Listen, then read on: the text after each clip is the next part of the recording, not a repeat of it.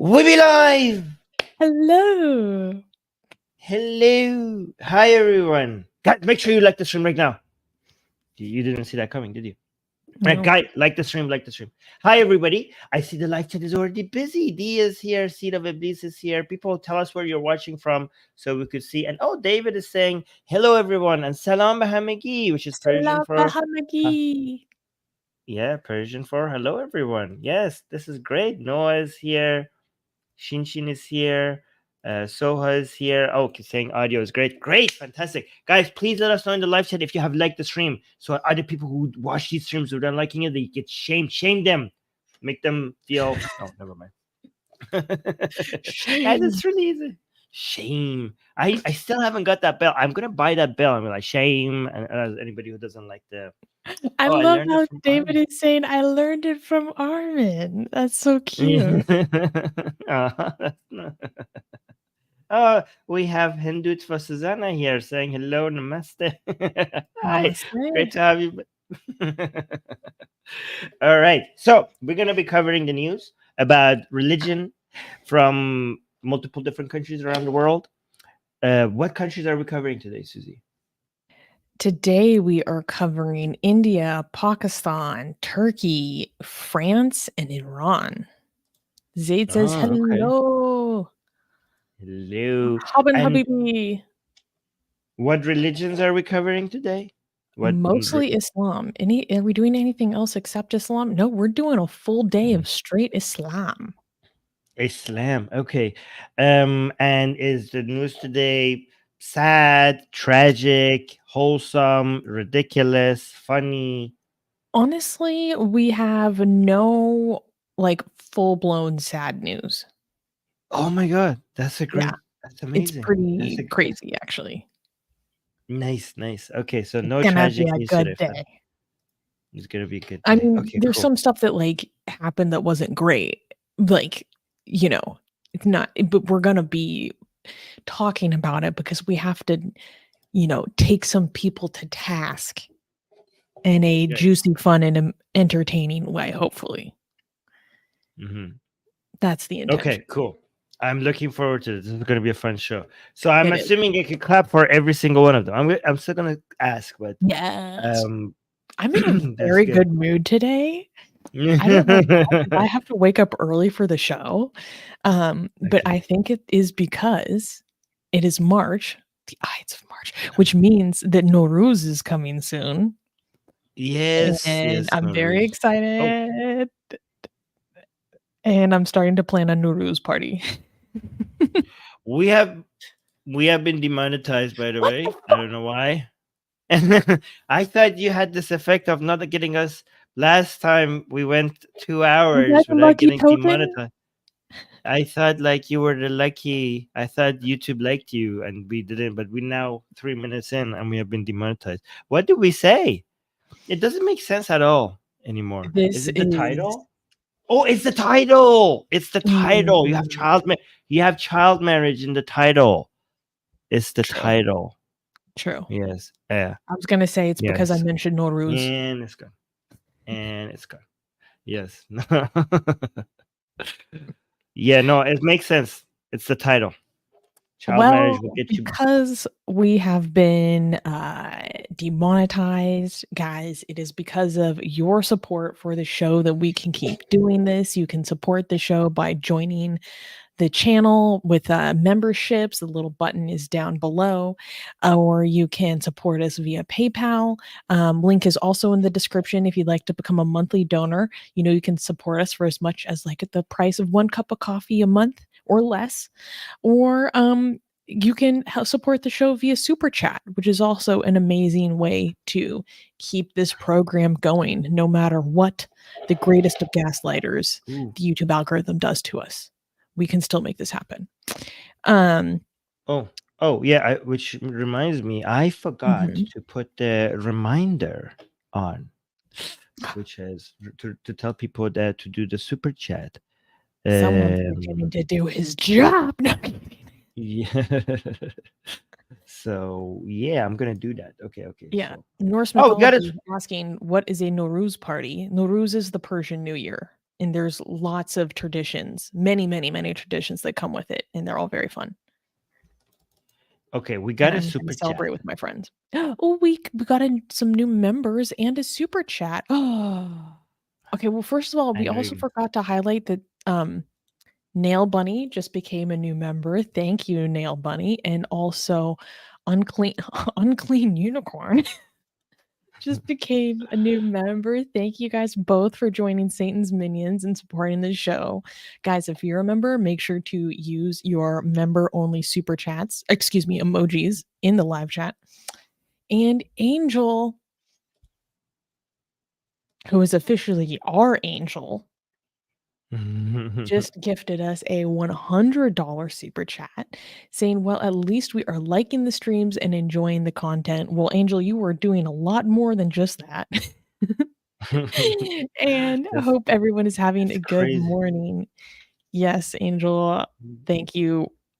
I'm definitely having a good morning because of your amazingly generous support for the show. Thank you. Yeah, we already made up more than for what we have lost because of the demonetization. So thank you so much, Angel, for that. You're like saving the channel. You're saving this channel. That's what you're doing. Thank you. Okay. Okay, so can I clap for the first news? Yes, we can. Yes, we can. First news. First news, this Indian state just banned Muslim child marriage. In a groundbreaking move, the Indian state of Assam repealed the colonial era Assam Muslim Marriages and Divorce Registration Act of 1935, effectively banning child marriage amongst its Muslim population. This decision, announced by Chief Minister Himanta Sarma, has sparked controversy and accusations of voter polarization ahead of the 2024 general elections. Sarma articulated the government's stance, stating, quote, "This move marks another significant step towards prohibiting child marriages in Assam, highlighting the act's outdated provisions that allowed the marriage registration below the legal ages of 18 and 21." The law's repeal aligns with Assam's broader crackdown on child marriages initiated last year, amidst claims of targeting the Muslim community. Critics argue this measure serves both to address child marriage and subtly pave the way for the Uniform Civil Code, a proposed legal framework aimed at standardizing personal law of all citizens regardless of religion, drawing sharp criticism from political opponents and leaders within the Muslim community who see it as an attempt to marginalize Muslims and provoke religious tensions. Okay, so there is a lot to get into here, and I need to explain some background concepts for people who are not familiar with how certain aspects of the law work in India. If you guys have been here for a while, you will be familiar, but I need to break it down for those who are not. So, okay. In India, this is, and I would just also like to say that, again, Indian law is very complicated. Personal law amongst the different religious communities in India is very complicated. So if I'm getting something wrong or not understanding a certain aspect, feel free to correct me in the live chat or in the comments, okay? Because again, this is detailed and complicated and very confusing. So in India, there are different customary and personal laws for different groups of people. So there's Hindu personal law, which is really actually for Buddhists, Jains, Sikhs, Hindus, etc. There's personal law for Parsis, aka Zoroastrians. There's personal law for Jews, Christians, and Muslims. Basically, when it comes to certain areas of your life, like inheritance, marriage, sometimes adoption, that these are ruled essentially by religious laws that have been integrated into the law of the land. So basically, that means that different communities have different rights available to them based on essentially an accident of birth. You have perhaps certain privileges that other groups do not have. You maybe have certain things that you cannot do that a woman from a different community can do. you're held to a totally different standard under the law because of the community that you were born into, right? And there are certain ways around it, but personal law is a very important aspect in many people's lives in India. So when it comes to there is another push within the country towards something called the Uniform Civil Code. And the Uniform Civil Code is basically a desire to get rid of all these different personal laws where some people have privileges, some people have a lack of rights, get rid of this differential treatment under the law and create one standardized personal law across all the different groups. And so generally speaking, I am totally in favor of the Uniform Civil Code. If you come from a libertarian background, I think you should support this because it simplifies the law, right? This is simplifying and standardizing the law. It also makes sure that people are equal under the law. So there is a push. So recently we talked about how Uttarakhand was the first state to actually implement the Uniform Civil Code.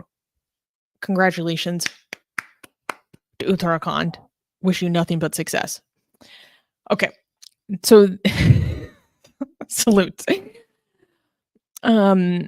So basically this happened in a different state, Assam, and Assam is a step towards moving towards Uniform Civil Code, or that's what people think.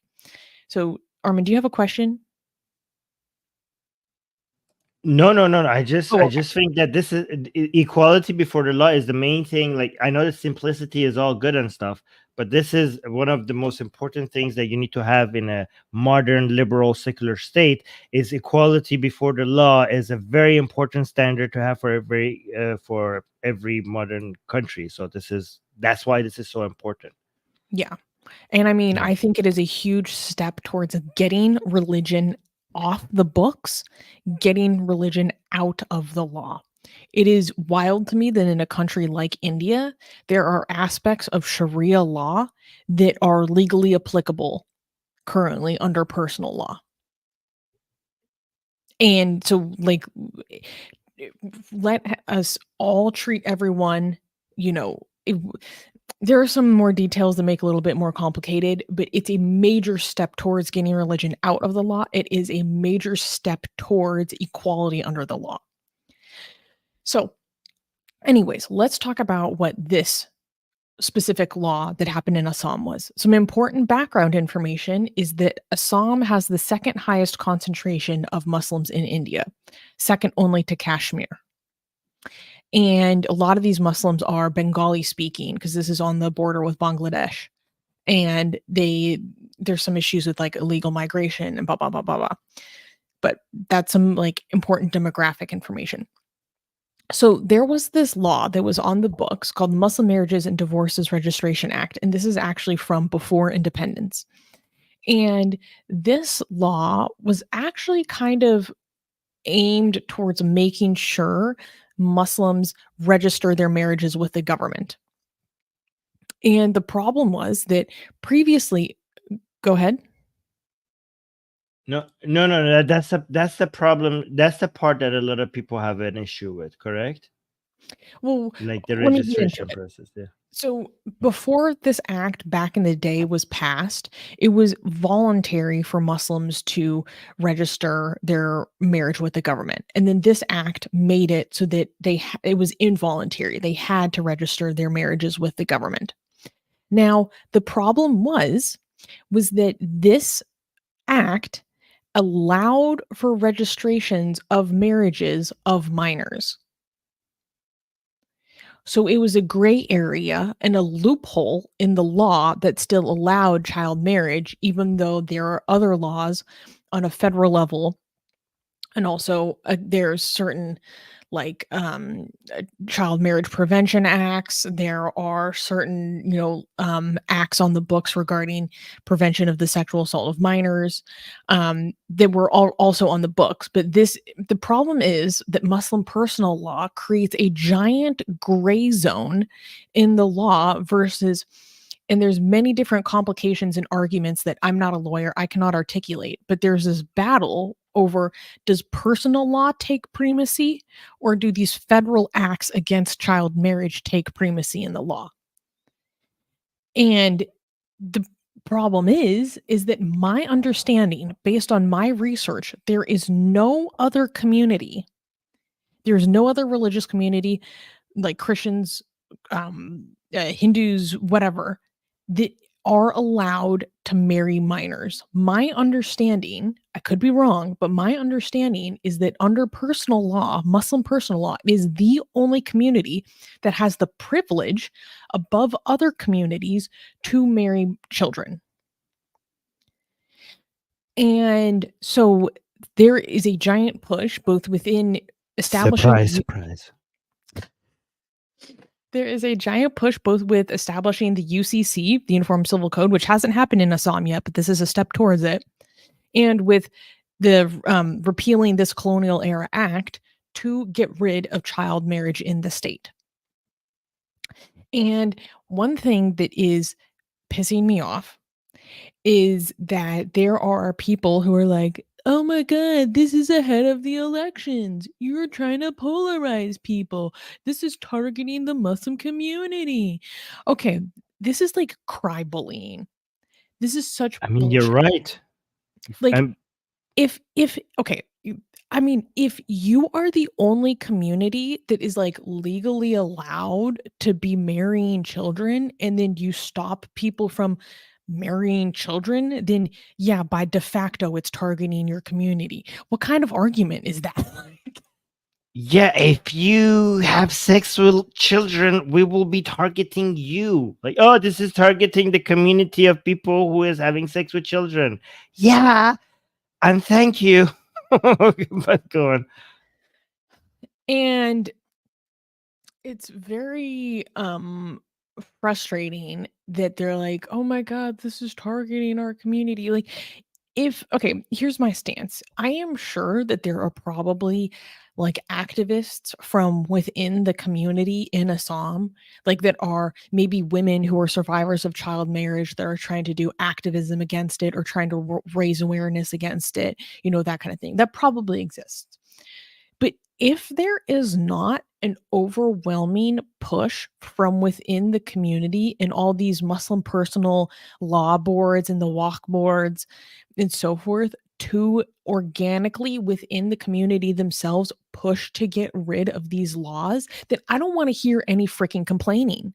If you guys are not going ahead and doing the hard work to get rid of this yourself, then yeah, we should step in and get rid of these loopholes. We should step in and get rid of these loopholes, even if you are pushing for this yourself. They should be gone. I don't care. I do not care what community you come from. Child marriage is unacceptable. And I want people to shut the fuck up and stop complaining about it like it's their right to deprive girls of economic opportunity, to continue the deprivation of children, when banning child marriage is a United Nations Sustainable Development Goal where we're supposed to defeat it by 2023.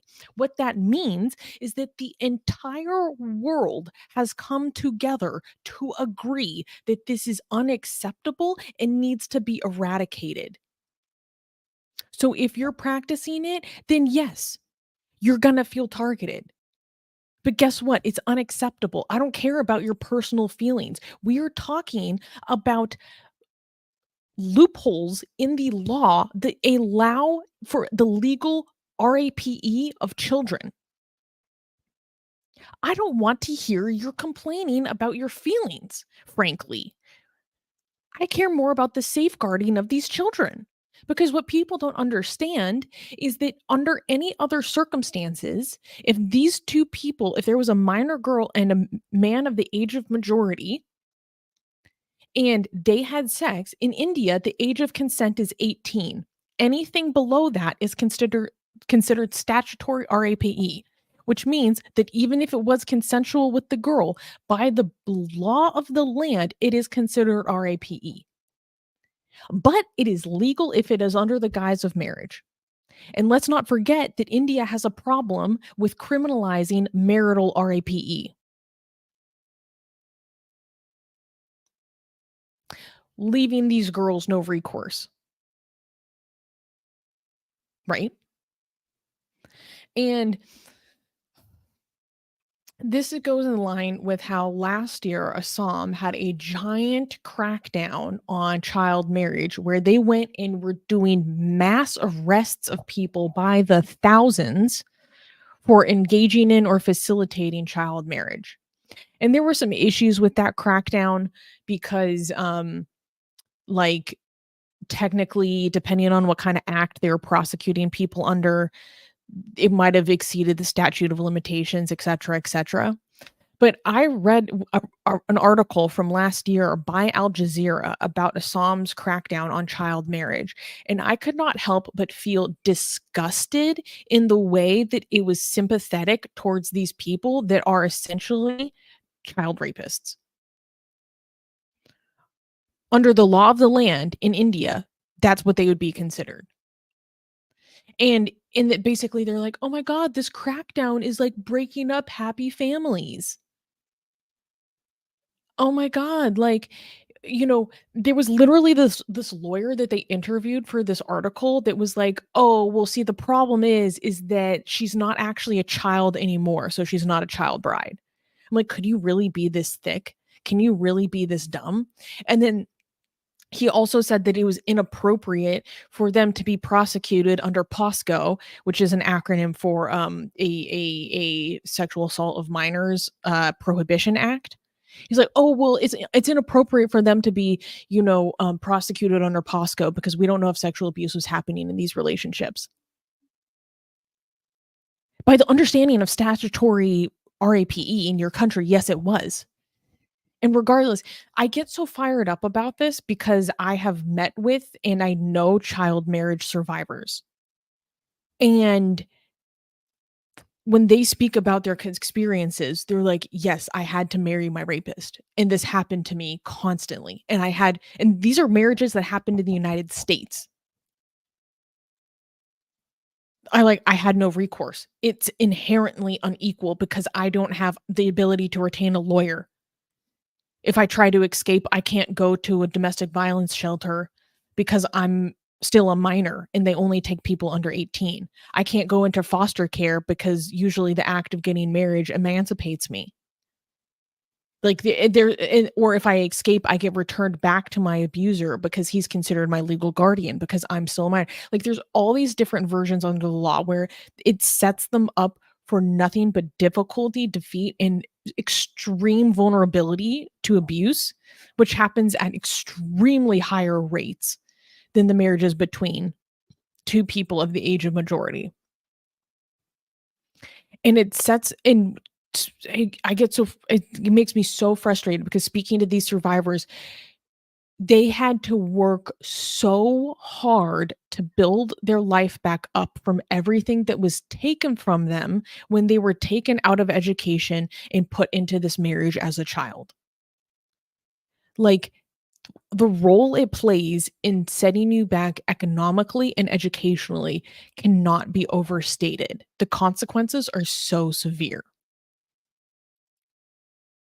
So this is why I'm like, I don't care what community you come from. This is unacceptable. If there are loopholes, we need to close it. Stop freaking crying. Are you guys actually fighting to get rid of this yourselves? Are you fighting to end this practice yourselves? Even if there is this organic cultural shift within the community, we need to make sure that the law has zero exceptions, period. I don't care. So all this, "Oh my god, you're targeting me. It's before the elections." Maybe it is. I don't even care. I care more about the safeguarding of these girls. So I'm just gonna leave it at that. No, that was pretty good. Has there been a huge backlash in India from like is the backlash massive?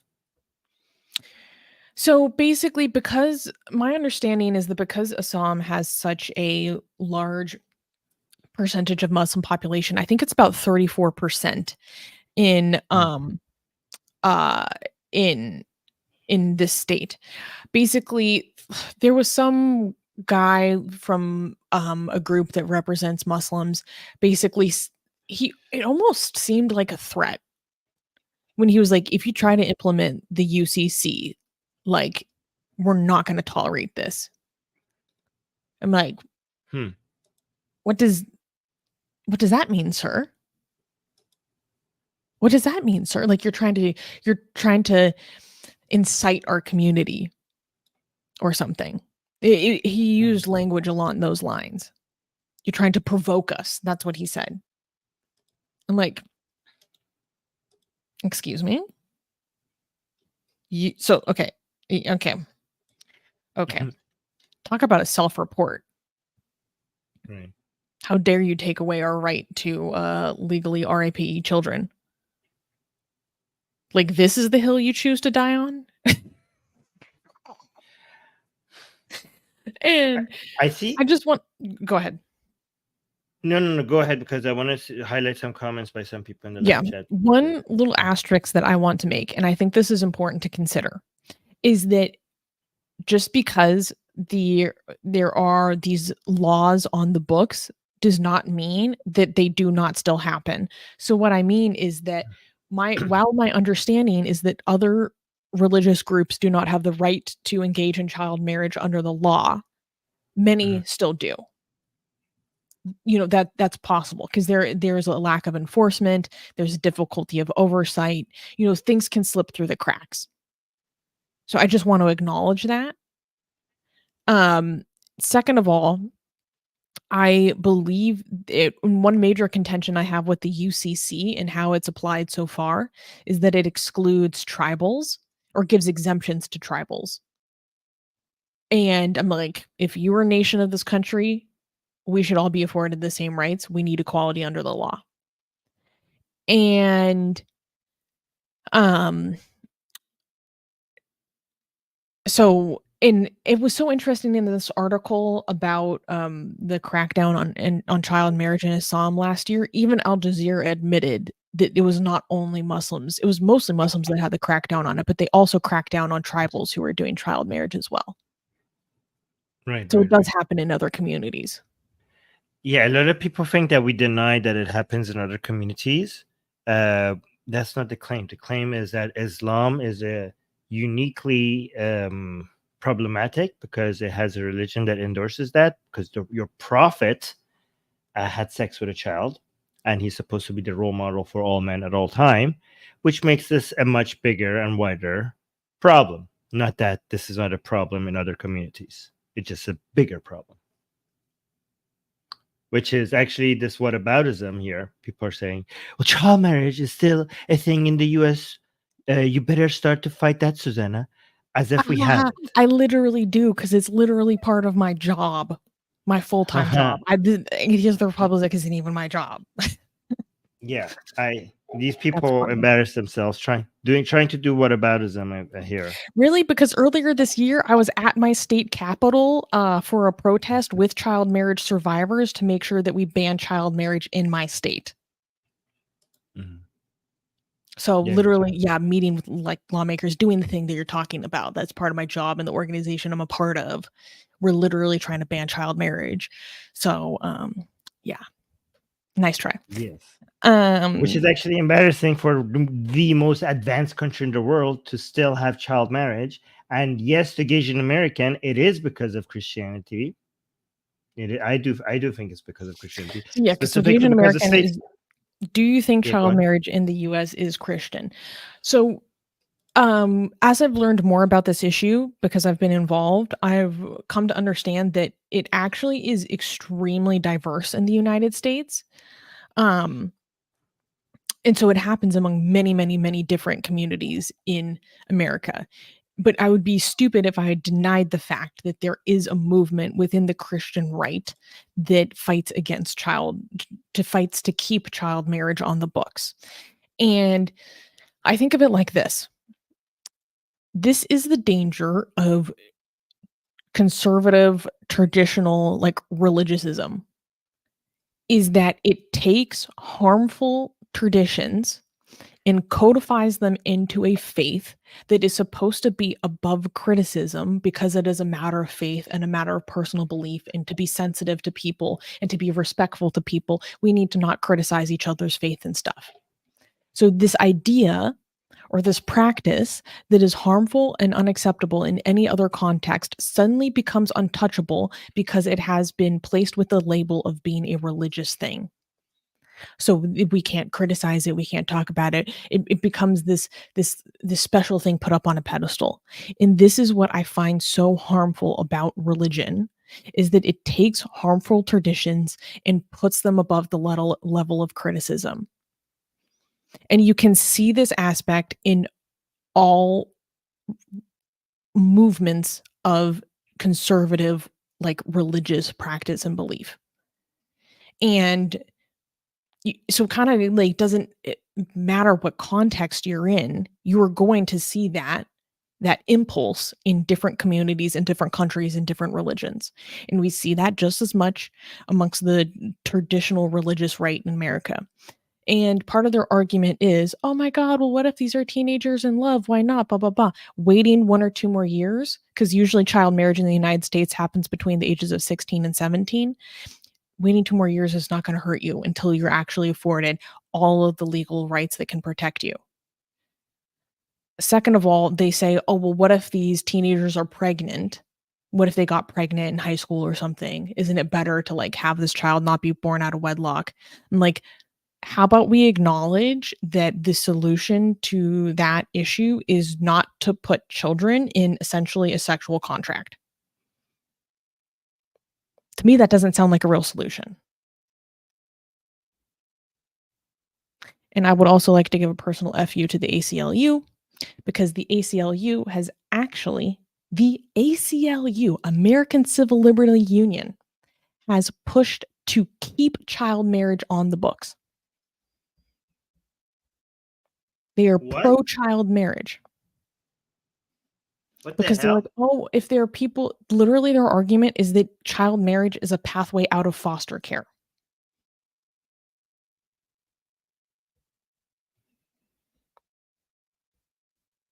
I'm like, how about we actually work towards the safeguarding and betterment of children in the foster care system, instead of putting them in a legal and sexual contract in which they do not have their full rights available to them. This is the progressive bastion of the ACLU. Oh yeah, guys, look it up. So I'd rather them staying in the foster care than having them RAP'd.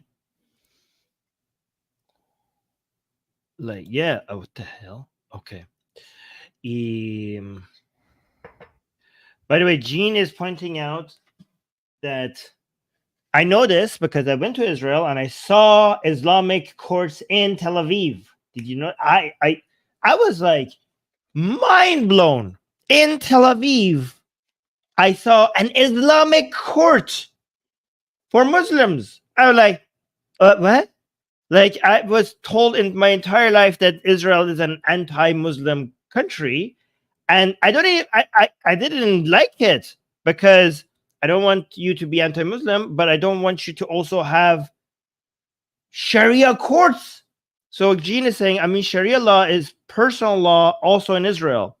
So yeah, when it comes to family matters and personal stuff, Muslims in Israel have their own Islamic courts that is taxpayer funded.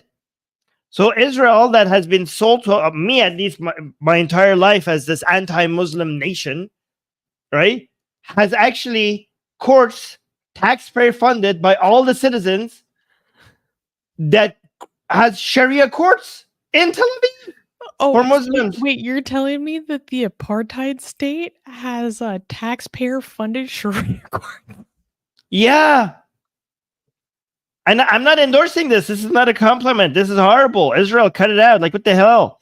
This is like anti-secularism. But it's also, it's shocking because it's the opposite of what we were told, but it's also not good. Like, this is not good. This is not something I like about, the legal system. This is a rebuttal to a common accusation that I actually don't like. Yeah. I like it because it's a rebuttal, but I hate it because it's not equality under the law. You're and like, it's also wait, Sharia. It's also anti-secularism.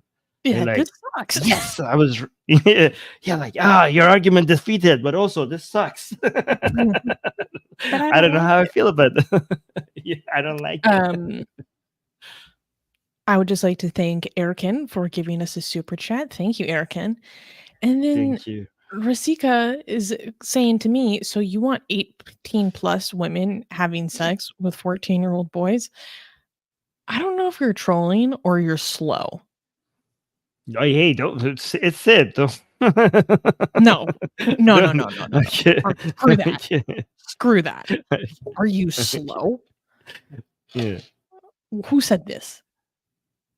If you're taking umbrance with the fact that I am mostly talking about child marriage for girls, Yeah. you would Sorry. have to be willfully ignorant to not understand that the marriage of minors primarily affects females. Yes, it does happen to boys, but it mostly impacts women and girls. Also, I do. Am I? Am I? I'm just asking a question. If the age difference is only 4 years, I don't see that big of a. I don't know. Maybe how, because I know we have Romeo and Juliet laws. Even if you're an adult and the other one is technically legally a child, I don't see an issue in a relationship if the age difference is below a certain level. I don't know how low it has to be, but if it's low, like if you're 18 and she's 16 and you're technically an adult and she's technically not an adult, I mean, come on, the age difference is 2. Like that is fine. Right? Am I wrong? I do not believe that India has any Romeo and Juliet laws. I could be wrong. I'm not We're only talking about speaking law. I'm administratively talking about across the board. I'm not talking about laws or India. I'm just talking about what I'm comfortable with morally. This is a moral argument, right? Like I'm saying, if you're technically an adult and she's technically not an adult, if the age difference is small, in that situation, I'm morally okay with it. Is that right? Whether and the other way around as well. Actually, if she's 18 and the boy is, I don't know, 16, that's fine. No. Basically, I mean, this is why this in different states in the United States we have different laws for this kind of thing. It's complicated, right? Because if like you're in high school and you're dating someone that's 2 years younger than me, and then you graduate high school and you become an adult, but your girlfriend that you've been with for the past, I don't know, 3-4 years is like technically minor, but you're still a couple. You've been together this whole time. You know, like, yeah, coming down harshly on that doesn't make sense. But it's it can get dicey. There's some it can get dicey. Oh, we need clapping. Noah was suggesting that we need clapping stickers for me and you. Yes, that's actually a really good emoji idea. I'm gonna write that down. I'm gonna write that down. This next news is insane, by the way. Insane. Oh my god, it's embarrassing. It's embarrassing. It's I'm not even gonna lie, guys. It's straight up embarrassing. Wait, I need to write down this emoji idea. By Noah. Noah, you're responsible for the next emoji. Okay.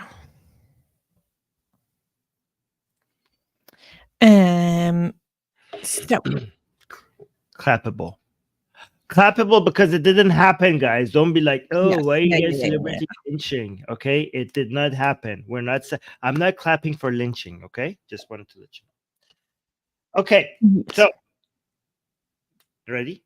Next news. Next news. Pakistani woman nearly lynched by a mob for a blasphemous dress.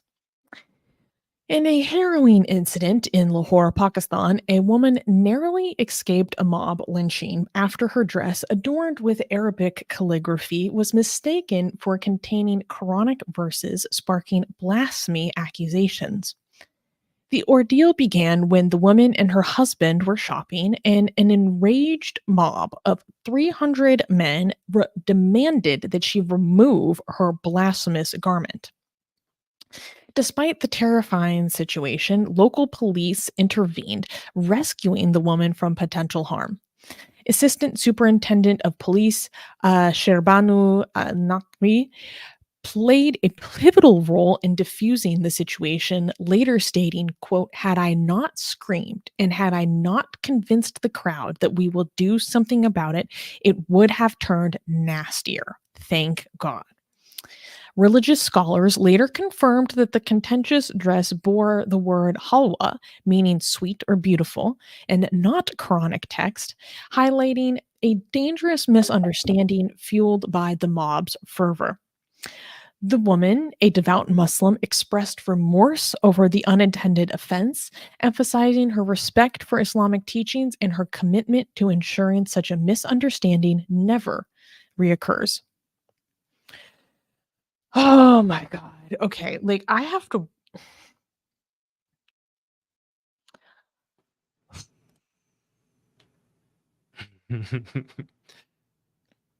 oh god, I have to watch my language. Um the level of ignorance, the level of illiteracy, the level of stupidity, the debasement of value towards human life is how we get to this situation. And this happened in Lahore. Okay. So meaning that this happened in like a super metropolitan, cosmopolitan area, one of the largest cities in Pakistan. And I say that because typically, on average, there are higher levels of education in urban centers, as a generalization. Oh.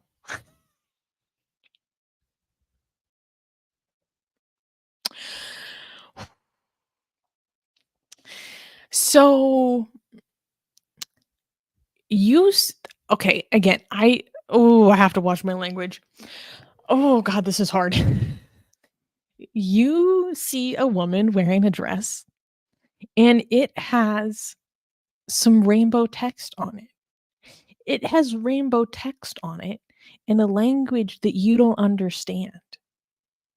Some calligraphy, artistically superimposed upon itself in a playful, visually intriguing way. And you see that it has certain stylistic characterizations that make you think of calligraphy. It makes you think of the Quran. And let's not forget the fact that, correct me if I'm wrong, but Urdu is technically an Arabized script. So you should have some kind of familiarity with maybe how things are pronounced. Maybe, like I can't understand German, but I can like read the words and take a guess at probably how it sounds, you know? Like, and you decide because the stylistically reminds you of the Quran, because there are no other instances in human culture where you have calligraphy, Arabic calligraphy, that exists in no other context.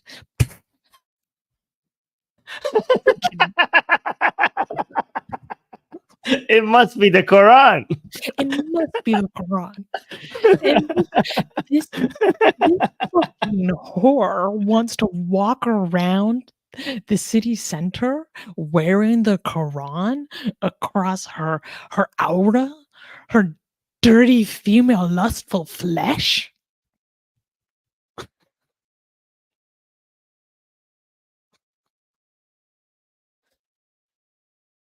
I must kill her.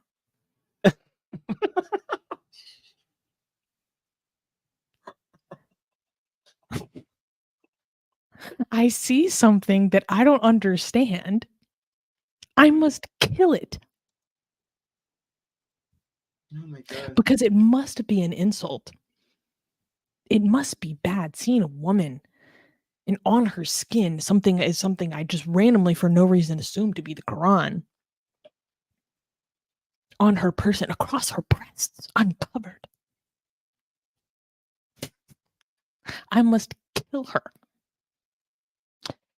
And anyone who is acting like this woman was not at risk of being murdered in the street needs to get their head checked, because even the police women that interfered to make sure that she didn't get attacked literally said, had I not convinced the crowd that we would do something about it, it would have turned nastier. The police know that this is what's about to happen. The police know that this is what is about to happen. And they only managed to save her because basically the police are saying, don't worry, guys, we're going to take care of it. You think this is blasphemous? Don't worry. Step aside. We're going to handle it. We're going to make sure she gets punished for this. You don't need to punish her with death in the sidewalk in the middle of the street, because we're going to take care of it for you. Don't worry. We got this. We got this handled. Step aside. So this woman narrowly avoids death for wearing the words of a different language on her clothing. Guys, imagine how popular it is, I don't know, in America to have Chinese calligraphy artfully across a t-shirt or something. It's very stylistic. It's very stylish. People love that kind of thing, especially in the 90s, right?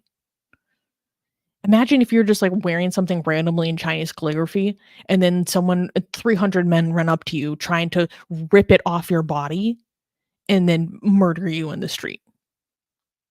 Absolute idiocy.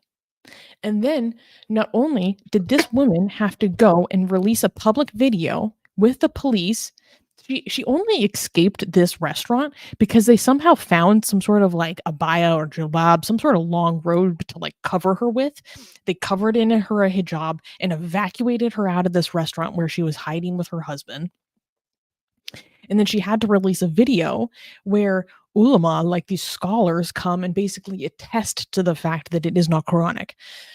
Armin, there is a video. Oh God, this is so fucking embarrassing. There is a video of the dress. The dress is taken. It is laid on a table.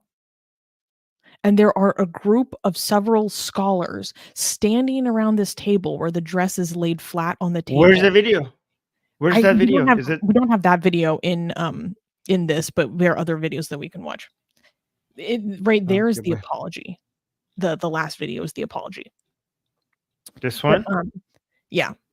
So there are all these men standing around the table with the dress laid flat, and they're looking at this dress, they're approaching it, they're touching it, and it looks like they're doing a freaking autopsy.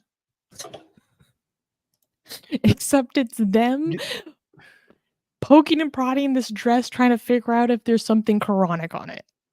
And do you have that video? I'm gonna see it. This is why India goes to the moon and Pakistan doesn't.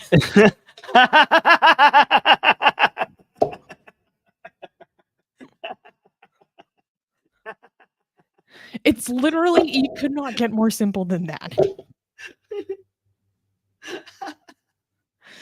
Like, oh, that really got you. Yeah, that's good. That's good.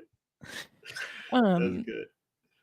But okay, so our lovely editor D did a really great job finding us some social media things to react to with this. And there's one that I wanted to show. Keep scrolling. Wait, keep going a little bit more. Okay, it's this one with the designer. No, go up. This, okay, guys, I'm gonna be honest. If you thought this was embarrassing, it's about to get worse. It's about to get worse. Oh God, this, like, I'm getting secondhand embarrassment. This is so bad. This is so bad. This is so bad. So, the designer of the Arabic print dress that was the center of this controversy had to respond. So they posted this story on their Instagram because people tracked down who the designer of this dress was. It said, "Dear Pakistani people, we have nothing to do with the recent incident that happened to the innocent girl. We are based in Kuwait company." So they're saying, we are a Kuwaiti company and we do not ship worldwide. Please stop following and messaging since it's really disturbing. And then at the bottom it says, "We use Arabic words in letters in different fonts anywhere, everywhere, since it is our language."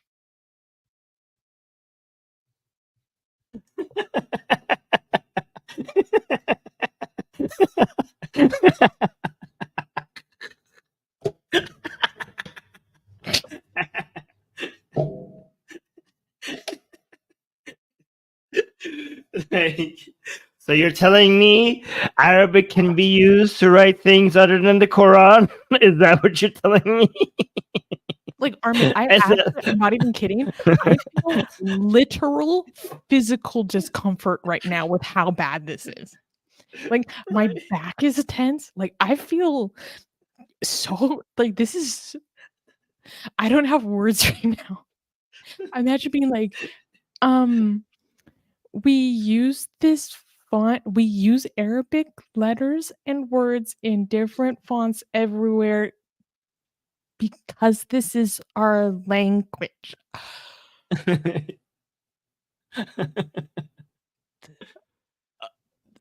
Like, Armin, like, I'm almost shaking. Like, I don't know how you recover from this. I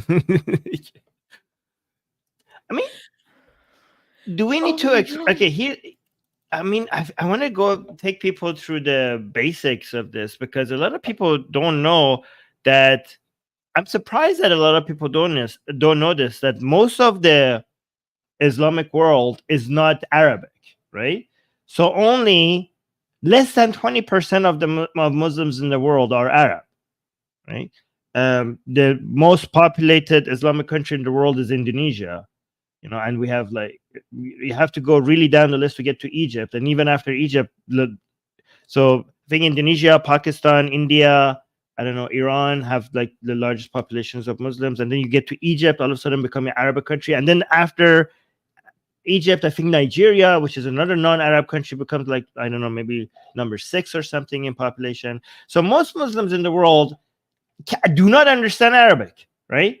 And when they see Arabic, it's because there's a Quran or like Islamic writings somewhere. So, but they must understand, okay, even though most Muslims, the only time that they get exposed to Arabic writing is through religious texts, and that's not their language, kind of like how it used to be with Christianity and Latin back in the day. But they understand that Arabic is not just the Quran. Do you understand that there are somewhere people live in these countries that are considered Arab countries? Their country is not an Arab country. Pakistan is not an Arabic country. Afghanistan is not an Arabic country. But they understand that there are some people somewhere that this is their language, okay? That this is used, that Arabic text is used in other ways. That's an understanding. But apparently not to these geniuses. Like, they see Arabic text and like, oh my God, that's the Quran. How dare you wear that? And I didn't agree with Susanna at the beginning because she was like, because even though Pakistanis don't speak Arabic, their texts have been Arabized, right? Just like the Persian language, the text has been Arabized, meaning that if you see Arabic text, you don't know what it's saying, but you understand the sounds. But for example, the relationship between, English and German. Like if an English speaking person that doesn't speak German might see German text and not be able to understand what the hell it says, but they could kind of see what sounds are being made, right? So because Urdu, like in Pakistan, people have Arabized text, when they see an Arabic text, they could make the sound, but they don't know what it says. same with like if somebody who doesn't speak Arabic but speaks Persian, they could also like I speak Persian and I see this text and I can see without the dialectic marks, I can see there's a he sound, there's a le sound, there's a wa sound, and there's the e or te sound at the very end, right? So it could be halwa, it could be helwa, it could be holwa. But now, because people said that this is referring to sweets, I understand it must be some, because in Iran we call sweets. If you search for halwa on Google Images, this is what you get, right? Oh So, my god. yeah, halwa. In Iran, we call sweets halwa. Like sweets like this, they're called halwa, right? Halwa khori. So eating halwa means halwa khori. I don't know in Pakistan. So I don't know if that's fair to say, because just being able to make the sounds doesn't mean, like, I think in Pakistan they must understand that halwa kind of relates to sweets, but I don't know, like maybe in the Quran there's a reference to sweets. But here's the thing, even if you don't, so here's the thing, as a Pakistani you should be able to tell what sounds are being made here, even though you don't understand the meaning, right? However, what you should be able to tell is that this is one word repeated everywhere. This cannot be the Quran. Here's the clue that this is not the Quran, okay? Because the Quranic verses are sentences.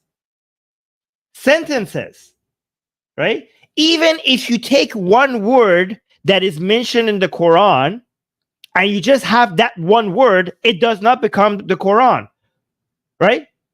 So, for example, let's say in the Quran, there's the word water, but the Arabic word water by itself will not become Quranic because it just says water.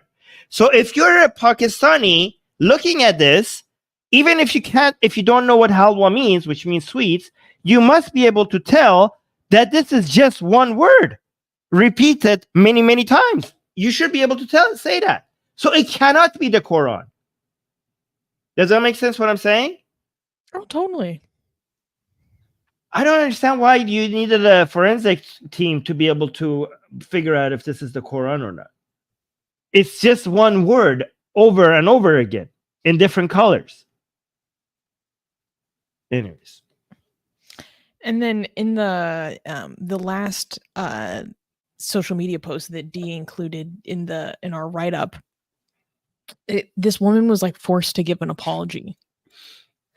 Why? For what? CSI Quran.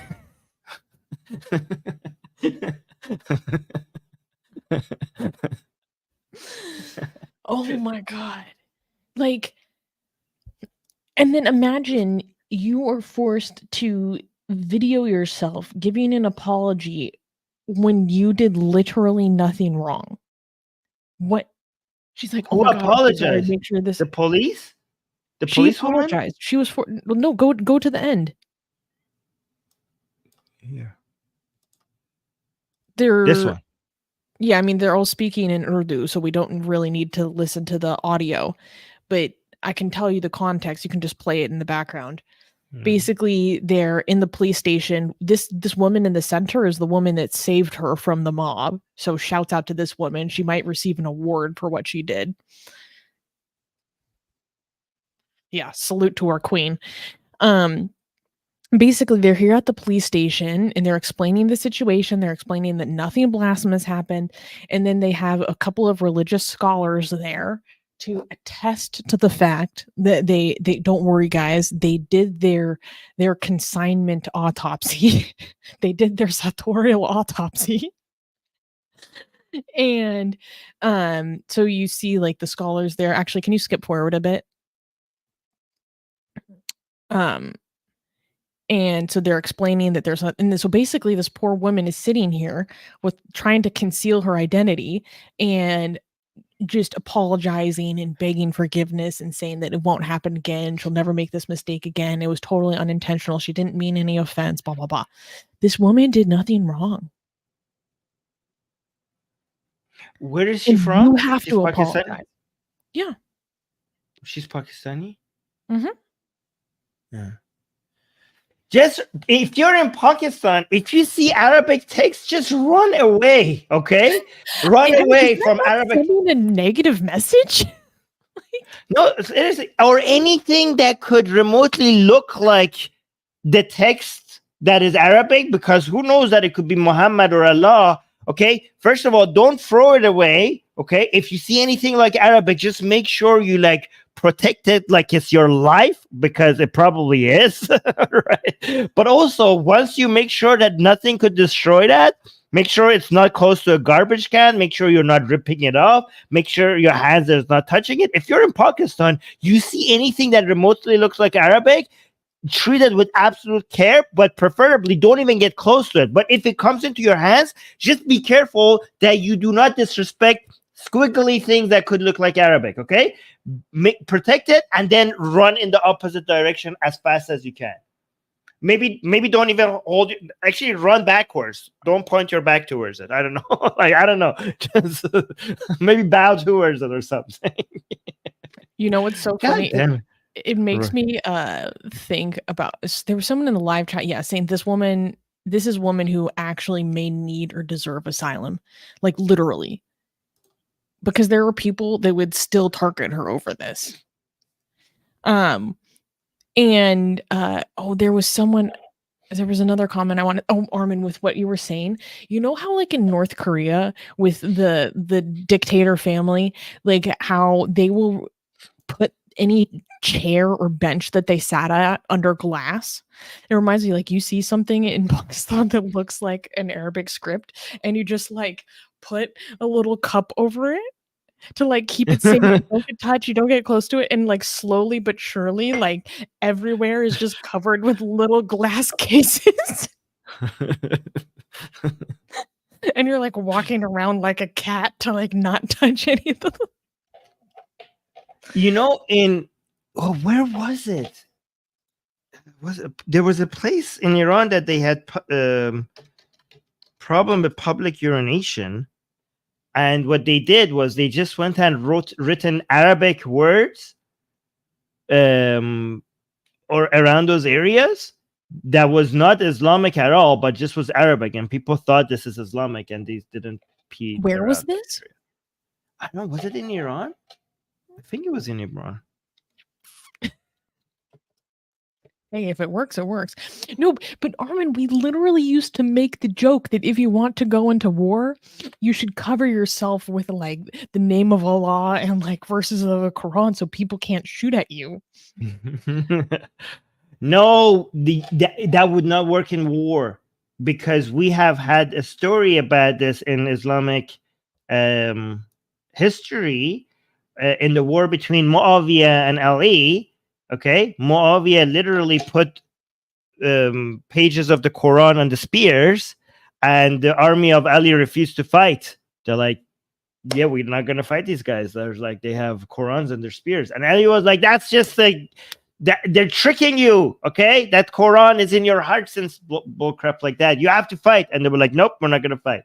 So I mean, the story is more complicated than that, but they were like, if you do that, they were like, this is the same trick we have. We have, don't let this happen, So in war, it might not work because they have a precedent. Another W for Muawiyah.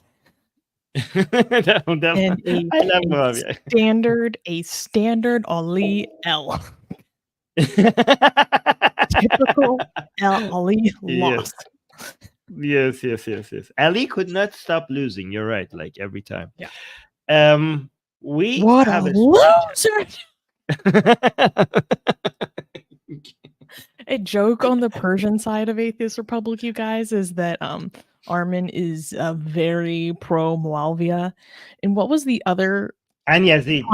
I'm pro Yazid. Pro Yazid. Yazid did nothing wrong. Hashtag Yazid did nothing wrong. Hussein was a rebellious troublemaker, and he should have been put down. Bless you, Yazid, for doing. like the dog that he was. Yes, exactly. Thank you, Yazid, for your services. Oh Oh, somebody got offended. What the F?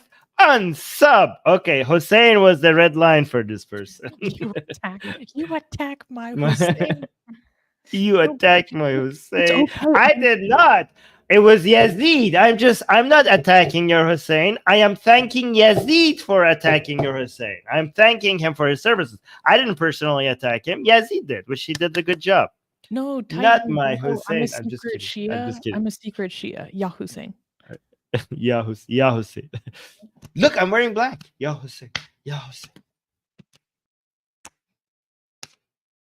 Okay. No, Armin, can you turn your lighting to red? Ooh. By the way, Titan is one of us. You're gonna. Oh my God, guys, we're gonna have a Husseinia right now. Oh, yeah, you're right. Husseinia. This is okay. Hussein.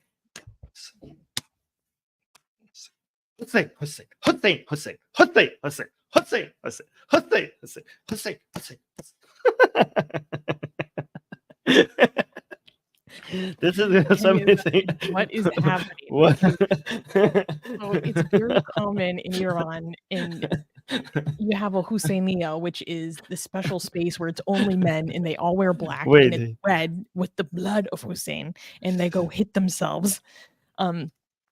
It kind of looks like a gay club to me, to be honest. And there are men singing, and they're singing about the glory of Hussein and the memory of him and how inspirational he is.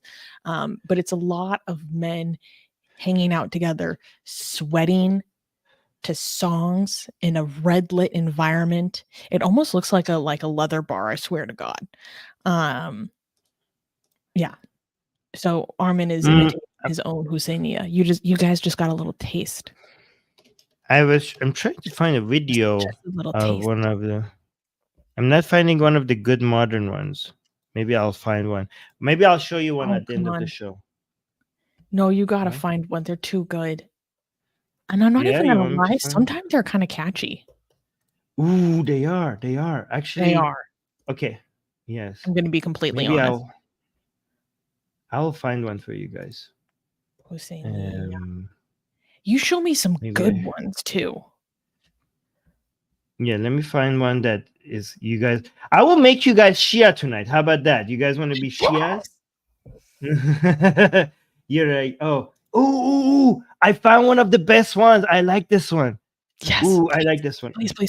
I don't know if these are copyrighted. Do you think it's copyrighted? I'll just show a little bit of it. You cannot copyright worship of Allah and Hussein. Ya Hussein. You can actually. You definitely can. Here, let me. I'll just show you a little bit of it.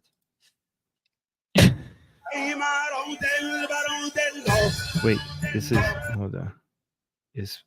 I muted the tab. Unmute. You guys could hear us? Yeah.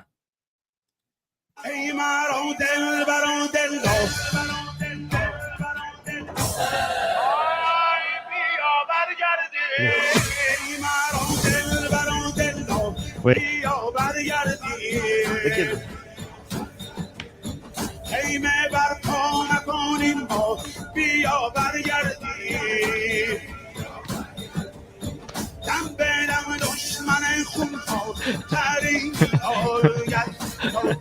Yeah. Anyways, okay. I think if I play anymore, we're gonna definitely get a copyright strike. So I'm gonna stop there. That's why it's red now, and I'm wearing black. This is so fitting. Yeah. People are liking it. They're like, that. Okay, that's interesting. Pretty good beat. Okay, so this is about Hussein, which if you guys, I would like to, you know what I want to do? I want to do a stream. Not many people would be interested in this, but I want to go translate what they're saying and explain the theological ideas behind them. Like what are they saying? Why are they saying it? What are they mourning? What are the symbolism? I don't know. I would want to do that for you guys, but I don't think many people would be interested in it. I want that. You could do that as a members only stream. Yeah, maybe. For the real Atheist Republic members that are real nerds. Do you guys want to get nerdy about Islam? We could get nerdy about Islam. You know who I know would watch that? Me and D. They have the audience of 2. Yeah, we're sitting there like, yes, All right, so we have 2 super chats. Do you want to read the super chats before we go to the next story? Yes. Asian American gave us a super chat. Thank you. Saying in Imperial China, it was a taboo to use a character in the emperor's name. So the emperor would modify their name for the people's convenience. See, that's actually considerate. That's actually considerate. They're like, oh my God, if I have a name and people aren't allowed to use the characters that are just embedded in my name, then that's going to cause a problem. So let me create my own little character to help the solution. That's very cool. Consideration. Deep Learner gave a super chat. Thank you. Saying the same people will deny actual Quran verses as Quran if you go debate them against it.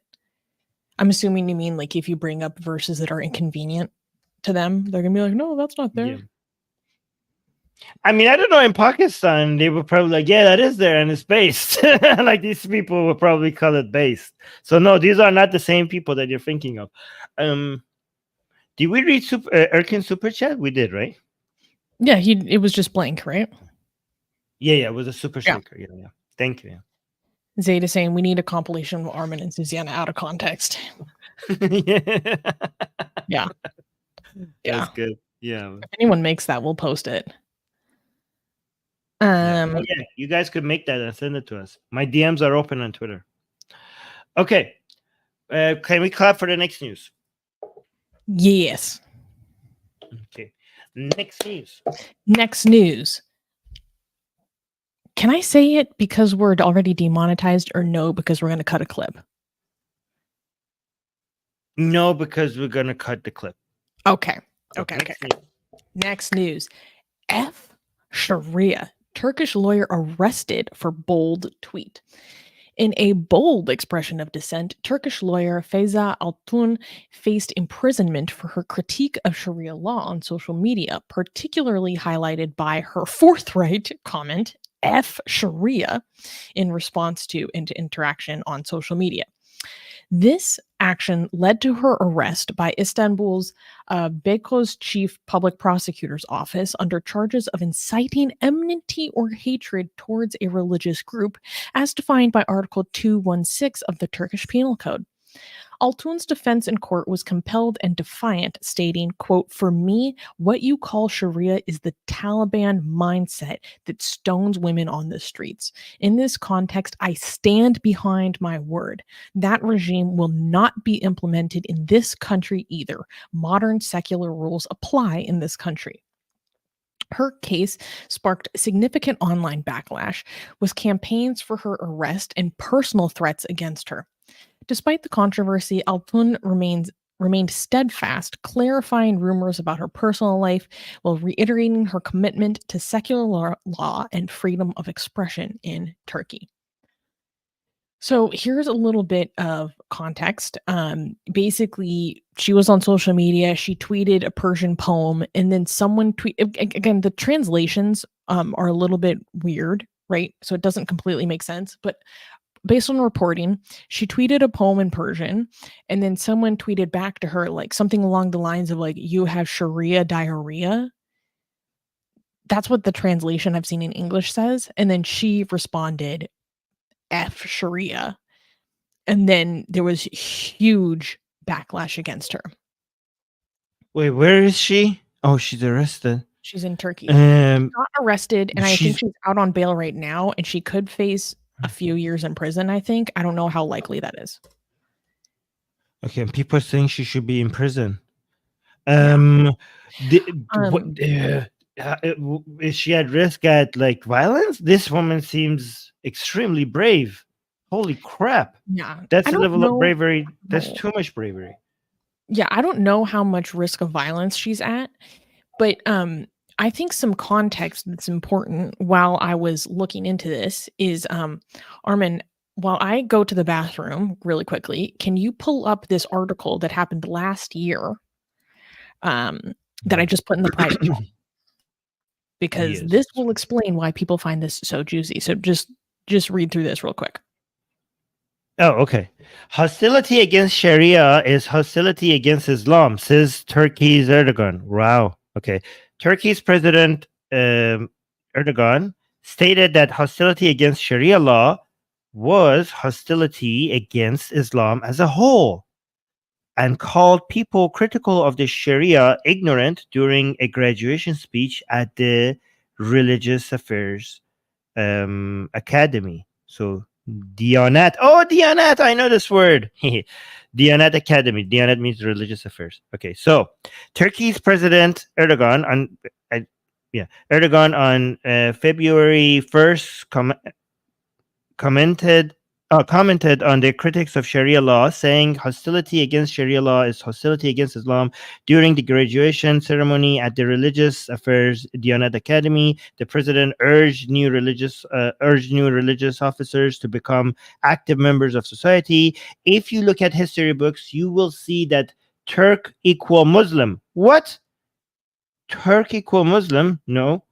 What the hell, man? How is this? How did you guys voted for this guy again? Turk and Muslim are equal? Jesus Christ. Erdogan asserted and criticized this is like really anti-secular. Like, imagine dismissing all your Turkish atheists, all the Turkish Christians, all the Turkish other religions. Like, what about the Turks that are not Muslim? Are they not Turk? Are they not? What the? Okay, Erdogan asserted and criticized any notion that sought to build artificial walls, in quotation, between the two. He continued, a definition of Turkishness without the inclusion of Islam's holy war spirit is merely an attempt to turn the Turkish nation into folklore tale. Erdogan suggested the unidentified enemy's goal was to disrupt the fabric of society and occupy the castle they have surrounded. Jesus Christ. Like, this is such a war against Turkey's secularism. And if there's anything remaining of that, how does this guy keep getting elected? Shariaphobia was yet another step in this scheme. The president, what? Pinned? Okay. Sharia represents the entirety of Islam's rule on life. Actually, that's a correct definition of Sharia, because some people want to separate Sharia from Islam, but they can't. Sharia basically means Islamic law, and you cannot have Islam without Islamic law, because within the very foundation of Islam includes its mandate to rule a society and enforce its law, which means Sharia. So Sharia and Islam, it is true. I agree with Erdogan that Sharia and Islam are not separable. They're like, it's a fundamental part of Islam that you cannot take out of Islam. But I do disagree with Turk and Muslim being the same thing. So this part I disagree, but this part of Sharia is part of Islam that you cannot separate. I do agree with that. Erdogan said and warned against who dare to criticize it. Jesus Christ. So freedom of speech is out the window as well. Ignorance was at the root of the fearlessness against Sharia, according to Erdogan, who felt sorrow to see a section of society drowning in this darkness of ignorance. Erdogan urged the newly graduated imams, not to limit themselves within the limits of the mosques and the Quran. He tasked them to increase their presence in society, as any gap left by imams would be filled by, what is this word? What? What is this word? I don't know this word. I don't understand this word. Fethulahist terrorist organization, FETO, during drug dealers and perverse and deviant movements. So I think this is a terrorist group in Turkey that I don't know if. I think this is a Turkish word. Yeah. Anyways, The Diyanet has granted unprecedented influence under Justice and Development Party, the AKP rule, which is basically AKP, guys, is Erdogan's party. The 2024 budget for directorate the directorate has increased 151%. This is a war against secularism, guys. When your party increases the budget for religious institution, this is a war against the secularism of your country. To a whopping 91.8 billion Turkish liras, which is around $3 billion. Amazing, right? Turkey's economy is just doing just fine. They have money to go around completely, and that's why they're spending money on this, right? Like no other problems in Turkey, obviously. The directorate has an established presence in Turkey's schools through collaborations with the education ministry, allowing imams to give religious values courses and spiritual counselors to students. Anyways, great timing, Susanna. I just finished reading this, and now you're back at the exact time that I Perfect. finished. Thank you. Okay, so I wanted to include that because that happened last year, almost exactly a year ago. And because people are like, oh, well, they're charging her with inciting enmity or hatred towards a group, but she's not talking about a group. She's talking about Sharia, right? She's talking about the law. She's talking about practice. Well, meanwhile, when Erdogan, the leader of your country, is saying all that less than a year ago, he's literally telling everyone that no, to be against Sharia is to be against Islam as a whole, is to be against all Muslims as a whole, and to be a Turk, you have to be Muslim. So I think that provides some good background context about why there's such a big, I mean, obviously there'd be a backlash to saying F Sharia in general, but kind of the nature of those charges or the framing of those charges. And this is part of why, like, this is a little bit of a tangential conversation, but this is kind of a foundation for why hate speech laws can become blasphemy laws very, very easily. And this is why I have a very strong contention with hate speech laws, because they can be so easily interpreted to shield religious ideology as well as hatred against a specific group or collective, right? So I'm not exactly sure how this case is going to evolve. I don't know how likely it is that she'll actually go to prison or what her chances are of fighting it, et cetera, et cetera. I don't know how likely she is to actually face like really, really severe threats. But she could potentially face a few years in prison for this. It's absolutely absurd. And I love how she didn't back down though. She's like, yeah, I'm talking about like the stoning of women in the street. I'm talking about like essentially the barbarity of how like the Sharia punishments. She's like, no, that's exactly what I'm talking about. Screw that. So shouts out to this lady, Faiza Altun, and I want to keep following up on her case and seeing how things evolve with her. By the way, it's Erdogan's idea, like to be Turk means to be a Muslim. That's not even Islamic idea. Like, how does that make sense? Even Islamically, even that doesn't make sense. I mean, Islam is supposed to be above ethnicities, and it's post caring about races and stuff. It's either you're Muslim or non-Muslim. Like your ethnicity is supposed to not part matter. of his like nationalist fantasy of raising the Ottoman Empire again. Yes, good. You just know these things. Yeah, exactly. Great job. You know what it is? That's exactly. Yes, it's bring back the Ottoman Empire. Yes. It's LARPing. You're right. It is LARPing. The Ottoman Empire will rise again.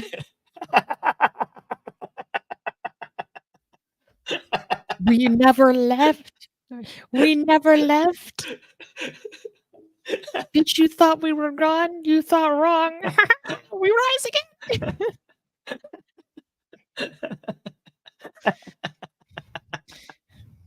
Meanwhile, the lira is like, I'm not rising to anything. See, this is very interesting because we had multiple Persian empires and we had one Turkish empire. which is the Ottoman Empire. But the Persian Empire, we had pre-Islamic Persian empires and Way to rub it in your post-Islamic face, Persian. Armin. Way to rub it in your no, no, listen, no, this is interesting. Okay, we had pre-Islamic Persian empires and post-Islamic Persian empires, right? Like, for example, specifically post-Islamic, the main one is the Safavid Empire. Pre-Islamic Persian empires, the main two ones that people talk about is the Achaemenid one and the Sassanid one, right? So most Iranians are proud of the pre-Islamic Persian empires because they were like gigantic and powerful, especially the Achaemenid Empire, right?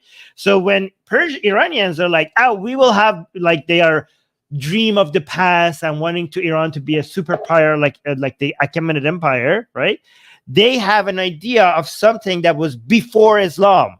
And that's why Islam and, historical ancient appeal to ancient history as a form of nationalism is at odds with Islam in Iran, because Iran used to be extremely great before Islam.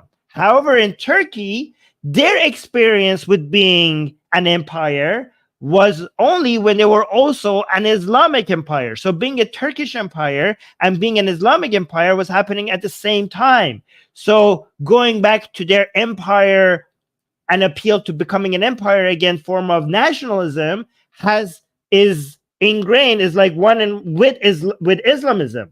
So you cannot separate this. So in Iran, Islamism and nationalism, historic nationalism, are at odds with each other. But in Turkey, because their experience with empire was when they were Islamic, they're with each other. They're in the same direction with each other. They complement each other. Does that make sense? Oh, totally. Yes. So you know how you said people are like, how you say make America great again? In Iran or Turkey, people are like, make Iran an empire again, or make Turkey an empire again. That's some people's mindset. That's how some people's mindset works. The caliphate will rise. The caliphs will rise again. Seething and crying.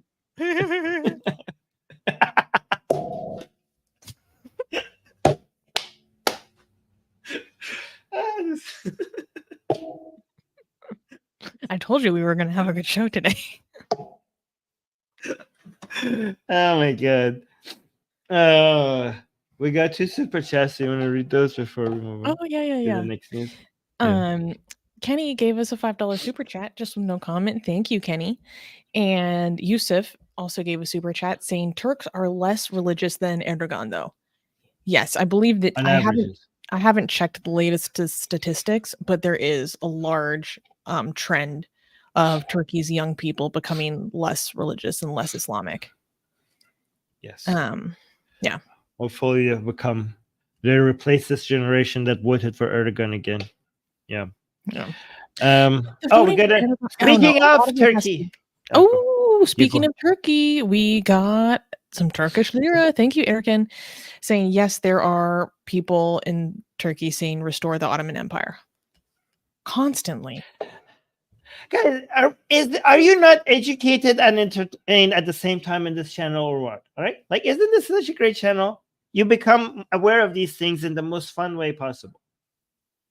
I think so. You're being educated. So. Yeah, you're being educated, and it doesn't even feel like it, because it's too much fun.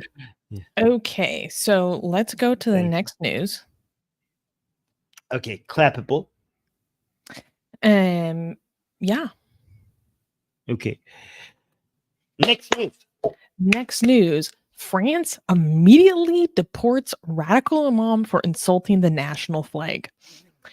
France demonstrated its stringent stance on hate speech and disrespect towards national symbols by deporting Tunisian Imam Majoudbi, who made derogatory remarks about the French flag, labeling it satanic and asserting that it held, quote, no value with Allah. French Interior Minister Gerard Darmanin swiftly responded to the controversy, leveraging the country's recent immigration reforms to expedite Majoubi's expulsion, stating, quote, "The radical Imam Majoud Majoubi has just been expelled from the national territory less than 12 hours after his arrest." This is the demonstration that the immigration law, without which such rapid expulsion would not have been possible, makes French stronger. We won't let anything go. Foreign Minister, the Interior Minister, Gerard Darmanin, he does not mess around. Majoudi's remarks not only disparaged the tricolor, but were also part of a broader hate speech allegations, according to the order from the French courts, including against Jewish people, according to French media. Despite his subsequent apology and claims of slip of the tongue, Majoubi faces the consequences of France's stricter immigration laws designed to deport individuals who, quote, pose a grave threat to public order or undermine the values of the republic. So let me provide a little background context here. According to the reporting that I have seen in English, I don't speak French, this man has been accused of many other things, undermining the values of the republic, promoting enmity and difference between the Jewish community, promoting hatred of the Jews, promoting misogyny against women. He's also accused of insulting the national flag. And so this is an interesting thing where, especially for free speech absolutists or maximalists, whatever, the instance of France often comes up because if you insult the flag, you can be criminalized for that. You can face prosecution for that. And so this guy apparently said that the tricolor had no value with Allah and he labeled it satanic.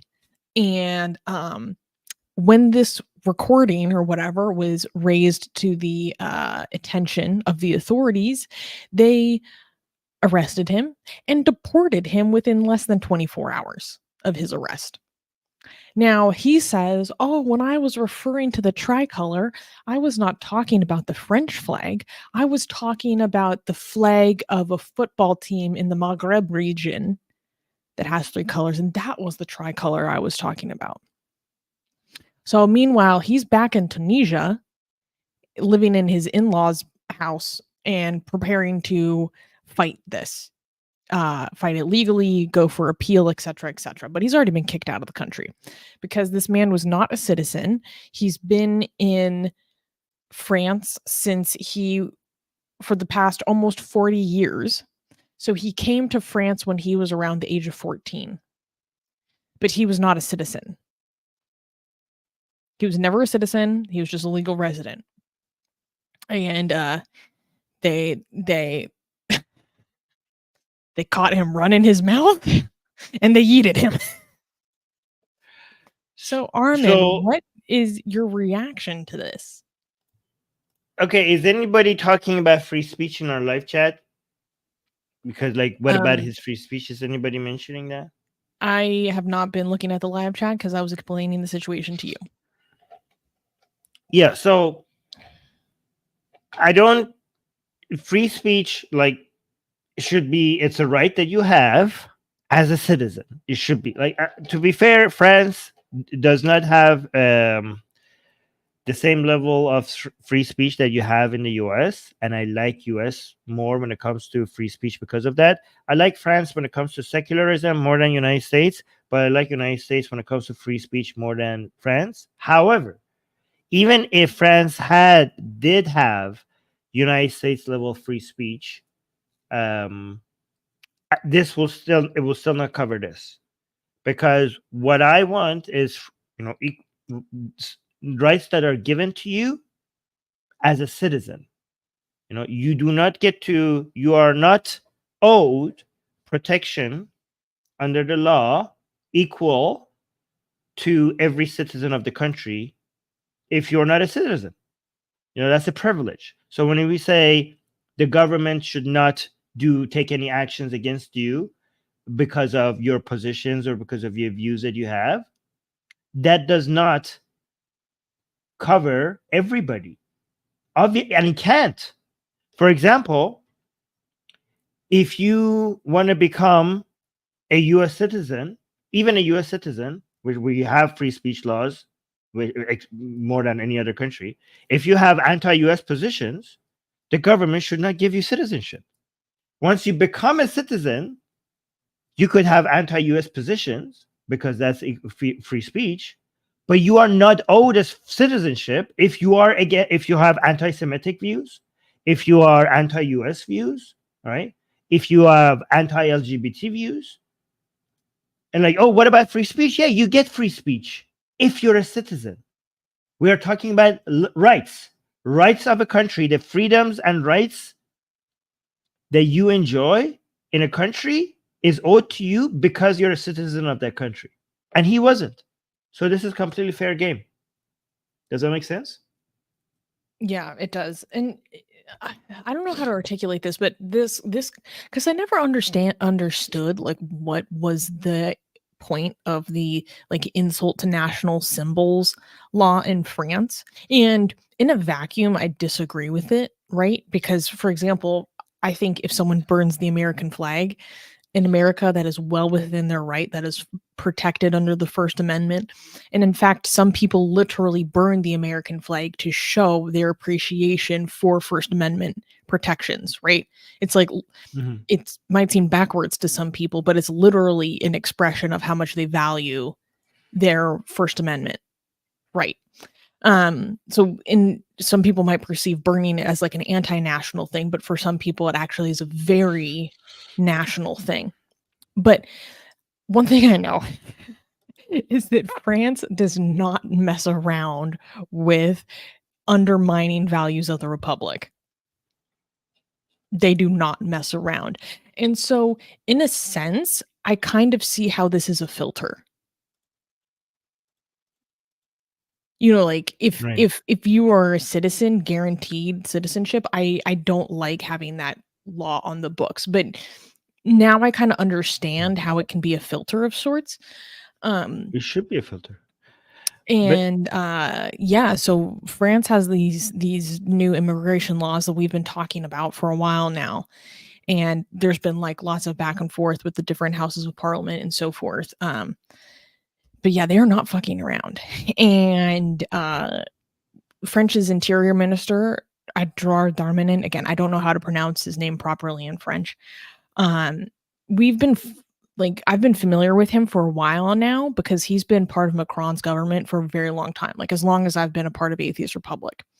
And in these cases of like Islamism or Islamic separatism within French society, he always comes up.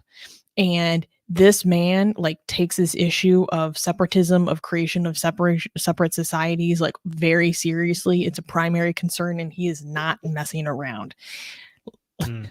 Sending strongly worded emails, shall we say. And this was another expression of that. And it's really interesting to see how many European countries across the board are revising their immigration laws to allow expedited deportation. Like Germany is going through a phase right now of changing their laws to expedite deportation. And I think we're going to see that trend continue. I want to respond to Kenny. Kenny saying rights should cover everyone, though. It literally can't, and it shouldn't. What are we talking about? If rights covered everybody, then that would completely remove the point of having a citizenship. The entire point. What does a citizenship even mean? The definition of a citizenship is based on you now having certain rights that you didn't if you weren't. If rights were equal for citizens and non-citizens, then technically you wouldn't even have citizenship.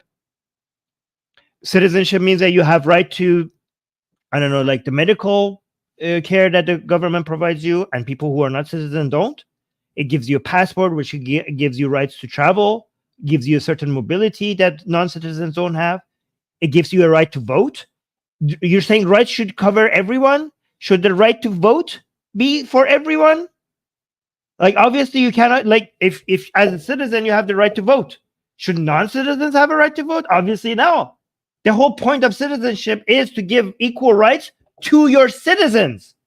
You are, as a government, you are responsible for your citizens. That's the whole point of having a government. Also, when it comes to people's values and speech, you have to have a filter for values when you're accepting citizens. If you have free speech for our citizens, but obviously you cannot have that for your non-citizens, because if you have that for your non-citizen, that will completely remove the value-based system that you could have, the value-based filter that you could have for accepting citizens. If you have free speech, means no consequences for your values as a non-citizen for you to become a citizen, that means no matter what values you have, that should not affect your citizenship application. If you want to apply that right to non-citizen, that means you could support ISIS.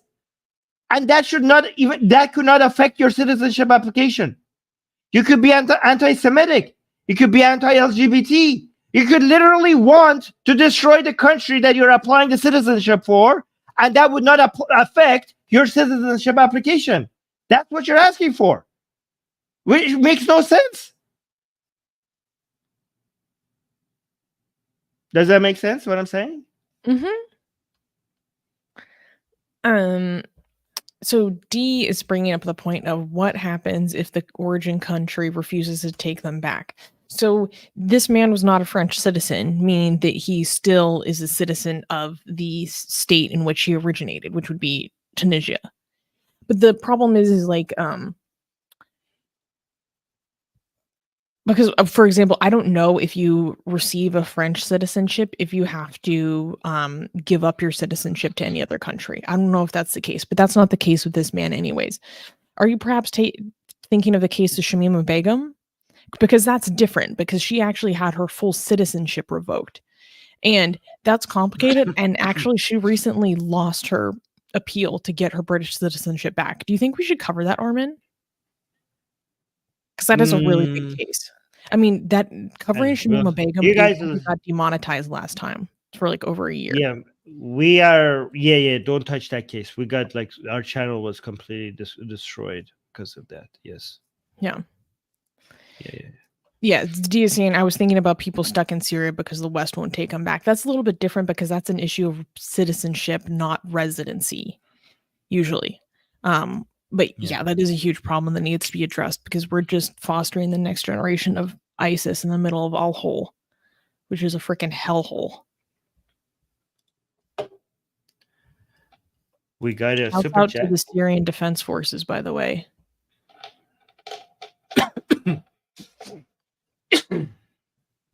Shouts out to the Kurds freaking keeping ISIS on lockdown. Y'all doing the real work out there. For real. Yes. Fighting Islamists tooth and nail. They do not mess around.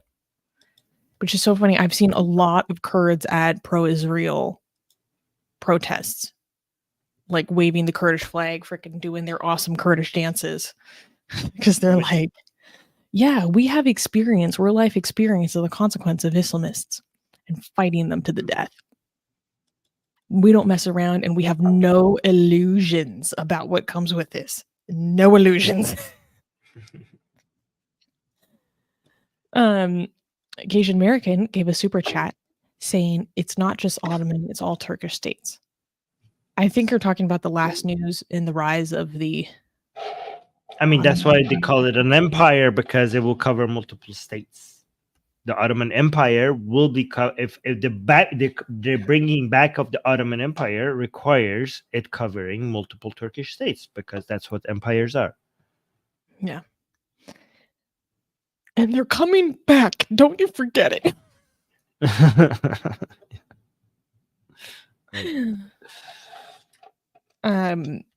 This next news is going to be very interesting to you, Armin, and you might want to bring up some of your Gaman Institute polls. that you have on file while I Yes. read this, because they're about to become relevant. Sounds good. Okay, sounds good. You do that. All right, so let's clap for the next news. Yes. Next news. Next news. Leaked documents reveal Iran's silent revolution against Islam. The silent revolution brewing in Iran against Islamic orthodoxy is palpable, with a groundbreaking study by the Islamic Republic's Ministry of Culture and Islamic Guidance unveiling a dramatic shift towards secularism. So this is a government report. This is government surveys, pollings report. Leaked exactly. report. This was private. Yeah. According to the confidential report, a staggering 73% of Iranians now support the separation of religion from state, a significant leap from less than 31% in 2015. This surge in secular sentiment is a direct response to the Masa Amini protests, marking a profound challenge to the regime since its 1979 inception. The study, drawing on response from over 15,800 Iranians across all provinces above the age of 18, highlights a societal pivot away from religious adherence, with 85% observing a decline in religiosity over the past 5 years. Moreover, a notable 81% anticipate this trend to continue, contrasting sharply with the mere 7% who felt more religious and the 8% who saw no change. Attitudes towards the mandatory hijab have also evolved, with 38% expressing tolerance towards noncompliance, a significant shift from only 10.6% in 2015. Furthermore, the study reveals that only 11% regularly engage in congressional prayers, while 45% have never attended Friday prayers, and 19% have never read the Quran. This data underscores a critical and growing divergence from the government's Islamist ideology, suggesting a future Iran potentially anchored more in secular governments than in religious mandate. So, Armin, this is obviously super juicy. We got to dig into this. Okay. I'm just going to let you take it away. Tell us everything you know. First of all, I don't believe these numbers, okay? Because these numbers are collected by the government. The polls that were taken by Gaman Institution, the methodology, if you study that one, it's done by academics. It's a very known process, academic, scientific way of collecting data and analyzing it. So I trust that even more. And some of these numbers here seem unbelievable, when it comes to, like, we know, I mean, anyways, maybe that's just my bias, but even if putting my bias aside, the fact that this poll was taken by the government in Iran, that will already affect the people, because people are like, okay, this is the government asking me, this is taken within Iran. So people will be scared of answering wrongly. Like if you say like, oh yeah, I don't like Islam, like on a poll that is being taken inside Iran. The other poll, the Gaman poll, which we trust more, was more trustworthy because it was anonymous. It was conducted by by outside of Iran and stuff like that. So I will show you that data. But even with this data that the government of Iran, again, imagine the bias of the source. And this information was not supposed to get leaked. This was supposed to be confidential information that for the own government to understand what is happening with its own people, right? As biased as this is, as afraid as people might be to answer the wrong question and be under a list somewhere because of it, we still managed to get 73% of Iranians demand a secular government. 73% on a government-led poll. Right? That is insane. We have, in one of the few theocracies left in the world, we have a people that by this number, I'm pretty sure it's larger. We'll compare this number with the Gaman poll right now to see how many do they want? How many? But I have to bring up another poll then. Okay, I'll look that up as well, right? But imagine that. Imagine 73%, like in one of the most religious governments in the world, what people want. This is a high number. This is not like 50%, 52%, 73%. I will go and find the here. Okay, let's go to the Gammon poll. I trust this a lot more because this was done by academics outside of Iran in a university in Netherlands. But I want to see. There's two polls. I want to. This is a poll. This is a study that showed their attitudes toward religion. I also want to bring up another study that shows the type of government they want. Iranians' attitude to international relationships and attitude to political systems. There we go. I found this one. So let's look at this one first. One thing that really stood out to me in the poll from the government was like the numbers of just people who support secularization are huge for a government report, but I know that the real numbers are even larger. But what stood out to me was that according to this government report, only 38% are totally fine towards non-compliance of the mandatory hijab. And that was the biggest discrepancy to me, because other Gammon poll research has shown that the attitudes towards mandatory hijab is radically different than what was revealed in the government poll. Like that was the biggest difference, the biggest discrepancy, is that the government poll seems to imply that there is a lot less support. There's more support for mandatory hijab than other outside polling suggests as well. And I thought it was very interesting that it was mandatory hijab where you see the biggest discrepancy. So part of me is like, are they messing with that number to try to make it, because obviously mandatory hijab is such a relevant issue? Like, have they kind of let the ship sail on the secularism thing, but it's the mandatory hijab that they're trying to like save face on? But that doesn't make any sense. That makes no sense. What percent did they say want mandatory hijab? Oh, let me find that real quick. Let me find it. But they said that there was only 38% that were tolerant towards non-compliance.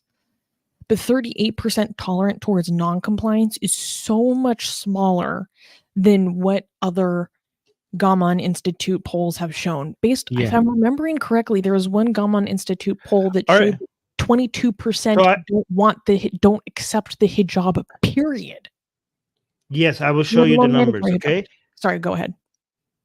The numbers on their own report is self-contradictory, because it says 34% that hijab should not be forcefully imposed on women.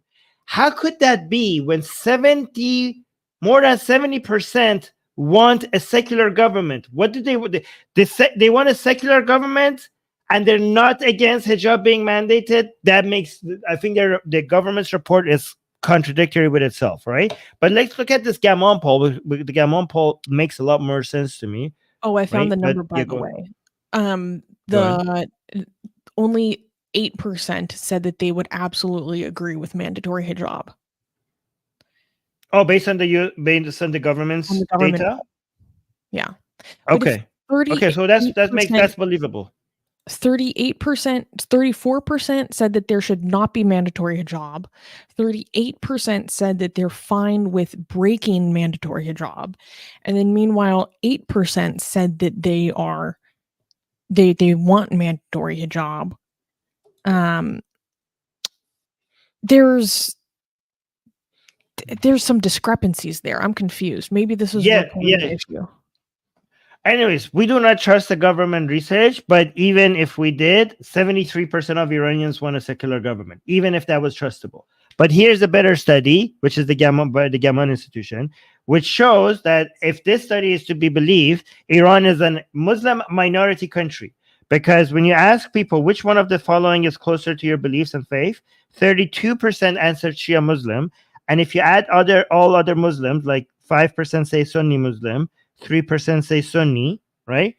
So this is 40% Muslim right now. So Sufi, so 8%, 32%, 40%. Do we have any other Muslims here? No other Muslims here. I mean, you could stretch it with the Baha'is, I guess. So let's say 41%. 41% of Iran is Muslim. That means that less than 50% of Iran is Muslim. So Iran is now a Muslim minority country run by an Islamic theocracy. This is insane. Did you guys, anybody anticipate that in their lifetime they would be able to tell that Iran is a Muslim minority country? Well, this poll shows that it is. And by the way, here it says atheists are 9%, but that's misleading, okay? Because this 9%, this 9% here, these are people who self-identify as an atheist, not people that are actually atheists. If you want to see what percentage of people are atheists, you have to ask them if they believe in God, and they did. So if you ask people if they do believe in God, the number of people who said yes, they do believe in God are 78%. So the percentage of atheists is 22%. 22% is comparable to Western European and North American countries. That's the level of atheism in Iran, which is pretty insane. But if you ask like Islam, like these are other things. In life after death, only 37% believe in life after death. That means that the rest, that they're not Muslim. Okay? Religion, only 27%, 28% said they believe in religion. So these are not Muslims. These are people, even though they believe in God, they don't have a religion, right? So they're not Muslim, Christian, or anything. It's like the difference between atheist versus nuns. Meaning, like, are you right? Exactly. You have a religion? They say none, but they're still spiritual. Like, that's a common thing in America. They're technically the largest segment of non-religious people in America. Right. So look at this poll, right? So this poll, by the way, this poll the question was not translated properly because I saw the Persian question. It says, how have your religious or non-religious belief changed during the lifetime? So it says the red number here is going from religious to non-religious, but it's a little bit misleading because non-religious, a lot of people in English associate non-religious with somebody that might still have a religion, but not very religious. No, but in the Persian, if you read what it actually means by non-religious, the word that they use is somebody that doesn't have a religion at all. Not somebody that might not be religious, but still have a religious. So the red represents people who went from having a religion to being completely with no religion at all. So, and you could see that within one generation, within one lifetime, not like this is not something that happened over 1,000 years or something. This is over 40 years. In the past 40 years, 46%, 47% of Iranians have went from having a religion to not having a religion. What you're seeing here right now, this is about half the population of a country with more than 80 million people in it, right? This represents the greatest mass exodus out of religion in the history of mankind. What you're seeing on the screen is the greatest mass exodus out of religion in history ever seen, ever recorded. Even when we had the Age of Enlightenment, people just abandoned the church. They didn't leave Christianity. They were still Christians. This is insane, right? Let's go to the hijab ones to compare the hijab rules. Oh, here. No, that's the child. Oh, this is actually interesting. This is not hijab. So people were asked, I want my child to learn about, so this is interesting. There's two different questions, right? I want my children to learn about diverse religious beliefs in school. 53% agreed, right? And then, but look at the second question. I want my child to be educated in religious teachings and duties in school. Only 26% agree. So if it's about learning about religions, half of the people agree, right? But if it's being indoctrinated with a religion, the majority of people don't agree, right? But let's go to the hijab one. Oh, wow. Yeah. Look at this. This shocked me, right? Because I kind of suspected the second one. I did not suspect this first one, right? So the second one, which is kind of what I expected, which actually the number is pretty close to the government one, right? The hijab should be mandatory in public. 72% of Iranians disagree. Only 15% agree. 12% didn't answer, right? Here's a really important point. This poll was taken in 2020. before Mahsa Revolution. This was This way is before Mahsa Revolution. several years before the Masa Amini revolution. Yes, we need these numbers revisited because this red is probably a lot bigger right now. But here's when this poll when this poll came out, what shocked me was the first question, because I kind of expected most Iranians do not agree with mandatory hijab. They're like, oh, let people who want hijab wear the hijab, and people who don't want the hijab not wear the hijab. But no, the majority of Iranians agree with the concept of hijab completely. even hijab by choice, even voluntarily hijab. So the first question, which shocked me, says, I believe in the practice of wearing the hijab, not mandatory hijab, just hijab. 58% of Iranians disagreed. 58% Iranians are like no to hijab as a whole, not just a mandatory version of it. We're going back to the times of the Shah. No, we're not. No, I'm kidding. No, actually, they wish. No, actually, that's a very good point, because a lot of Muslims in Iran are dreaming of going back to the time before the Islamic Revolution, because people during the Shah, before we had an Islamic Republic in Iran, people respected Islam. And a lot of Muslims in Iran, they're like, the Islamic Revolution was the worst thing that happened to Islam, because in Iran, people don't respect Islam anymore. Before we had an Islamic Republic, before we had an Islamic government, there was a lot of respect for Islam, even among people who didn't practice Islam. They at least respected it. Now they don't. Let's not forget that the Shah actually did the Hajj. Yeah. He had respect for Islam. Yeah. Something we didn't. Something that we were not told in school at all. Unlike his father, his grandpa did not respect it. His grandpa famously went into a mosque with his boots on as a show of disrespect, something that his son would never do.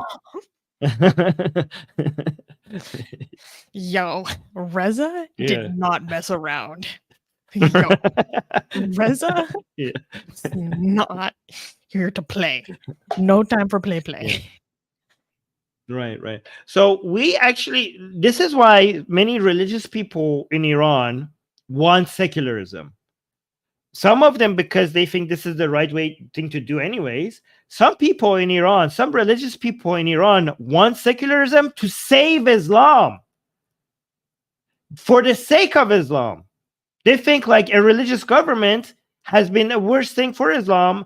And now it's not just non-religious people that want secularism. Some religious people want secularism to bring back respect for Islam.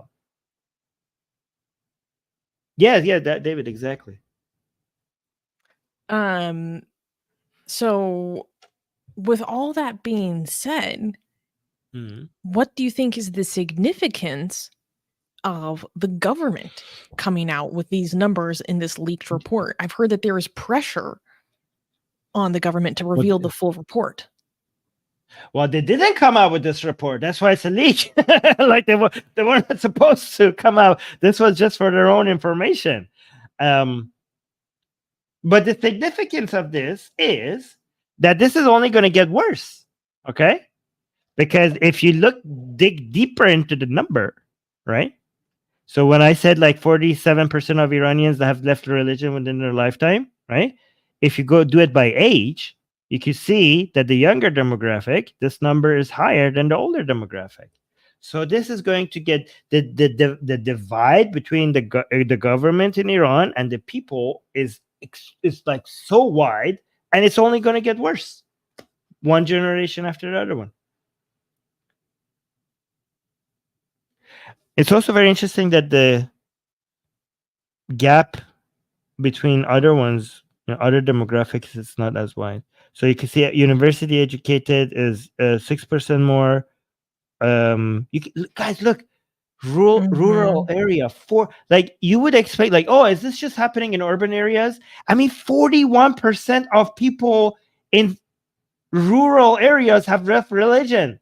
Like in little villages. This is not just like a big city center kind of wave that is happening. You go find the most out of reach villages in Iran, They're And very people are like, conservative. no, they're not. I mean, they're leaving religion. They're like, I know, F but I mean, like, Islam. when you hear about Yeah. instances of honor violence and honor killing and stuff, it's most Yes, frequently yes, happening in rural areas. yes. Yeah, but even there, things are moving in the right direction. Even in 41% exit out of religion in rural areas. That's insane. Can you quickly scroll down on that data visualization? What does the blue stand for? Oh, here. My belief faith has not changed much. So these are people Okay. that did not change. Yeah. Oh wow! And then Yeah. look at the yellow is they converted. Yeah. These are people who That's converted very probably. interesting. These are people who went from mostly from being Muslim to either Christian or Zoroastrian, mostly Zoroastrian, right? So Oh these are my people who god! So if you converted out add of that his. on top of it, it's even more people leaving Islam. Yes. The Oh my red are the goodness. people who left Islam and picked no religion. And the yellow is people who left Islam and picked a different religion. Yeah. Oh my god. We're winning. We're winning the demographic battle. Yes.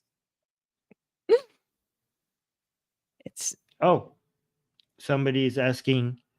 So Oh yeah, I thought this Shoshi was a is saying, good question yeah. for you to address because a lot of people haven't heard you go through these statistics before. If you guys are interested, Armin has done a full stream going through these reports in very fine detail. I think this was done a few years ago, right when it came out. I think it was called When it like came out, yes. Iranians leaving Islam, like huge. Just search like those kind of keywords in our channel. And Armin also did a stream with Apostate Prophet going through all this in detail. So you can go watch that as well if you want a longer breakdown. But Shosh is asking, how do you explain the high levels of atheists in Iran? What causes it in your opinions? It's very simple. It's called the Islamic Republic. Yeah. The fastest way If to make people, people leave religion is theocracy. it's a combination. It's a combination of things, right? It's the Islamic Republic of Iran has been the greatest force against Islam in the history of mankind, right? Because people have experience with Islam and don't like it. But it's actually I changed my answer on this because it's a combination of two things. It's experiencing Islamic government, but also experiencing something better before it, right? Because if you bring an Islamic government to Afghanistan, a lot of people are going to be like, yeah, this is what we want, right? But it's the Pahlavi experience before the Islamic Republic that people were like, yeah, we kind of like that, and we don't like an Islamic government. When education was improving, where economy was improving, where women's rights were being improving, when it was becoming freedoms were increasing. People's lifestyles were improving, where healthcare was improving, and everything was going in the right direction. And then the Islamic Republic came, and all that progress stopped, and everything went backwards. And especially because of women, right? Because Iranian women did not have this idea that they could be this free and this powerful before the Pahlavis came and gave a taste of it to them, right? So the reason why we have a woman life freedom movement right now is because the women of Iran were liberated by the Pahlavis. After the Qajar dynasty, the Pahlavis liberated women, and it's really hard to put Iranian women back in the chain after those chains were broken. Because once you give them a chance to be free, now when the Islamic Republic comes and wants to put them back in chain, that is going to be hard to do. But I mean, just to bring up a contention, like Afghanistan was also modernizing at breakneck speed. They also had a taste of something different. It didn't last very long, and also it did not include the same level of rights and freedoms. That we could go a comparison. Yeah, but you're right. I mean, people were still. It didn't had enough chance to change the culture. The Pahlavi dynasty had a better chance to do that. Yeah, it It wasn't as basically took long over. as Yeah, it a wasn't period as of long. time. Yeah. I also want to yeah. show. Hold on, wait. I want Oh, to go show ahead. this when you said so. The stream that you were mentioning Yes, is thank called you. "Half of Iranians Have Left Islam According to New Poll." So this was a very good stream that we did. So if you search for that, half of Iranians have left Islam according to new poll. And if you search for that and put also Atheist Republic maybe in there, then you will be able to find that stream. Great. There was another question that I think is good to address, saying, well, I'm not sure what this person's name is, since I can't read this. Mohsen ibn Ali al Hijaz, I think. Oh, full name. Okay. Well, Durud, Mosanjan. He Durud said, is what? Persian. The same as Arabic. You have to say Oh, I salam. thought Mosan was a Persian name. No, it's Arabic name. Oh, okay. Mohsen is Excuse me. yeah. He's saying, but what about the Islamic Republic makes them dislike Islam? Why don't they separate Islam from the Islamic Republic? Because the Islamic Republic does not make that separation explicitly so. Because they read the Quran and they see that Islam, because they see how this comes from the Quran. I mean, we study the Quran. There's a movement in Iran to try to. There's a huge movement by Muslims in Iran to try to separate Islam from the experience people have had with the Islamic Republic. The reformists trying to say like this is not real Islam. Real Islam. So okay, so this is a very interesting question Mohsen is asking. There is a lot of Muslims in Iran that are trying to convince all of these Iranians who hate Islam right now that their hatred for the Islamic Republic should not lead them to a hatred for Islam. That real Islam is not bad as the Islam that they have experienced with the Islamic Republic. And this movement is failing massively, and people are not buying it. One of the famous signs people hold in the protest, which I wish I had it ready right now, when people go chant against the Islamic Republic, one sign that they hold is in response to the claim that this is not the Islamic Republic Islam is not the real Islam. So people hold the sign and say, I shit on their Islam and your Islam that is supposed to be the real Islam, right? So whatever if you say that's their Islam and this is our Islam, so the sign that they're holding, like, I shit on both of them. That's a very famous sign that people It's a trending hold in the hashtag. I protest. shit on both Islam. Yeah, like. So the full sentence is like, I shit on their Islam and your Islam that you claim is not their Islam, something like that. I should find it.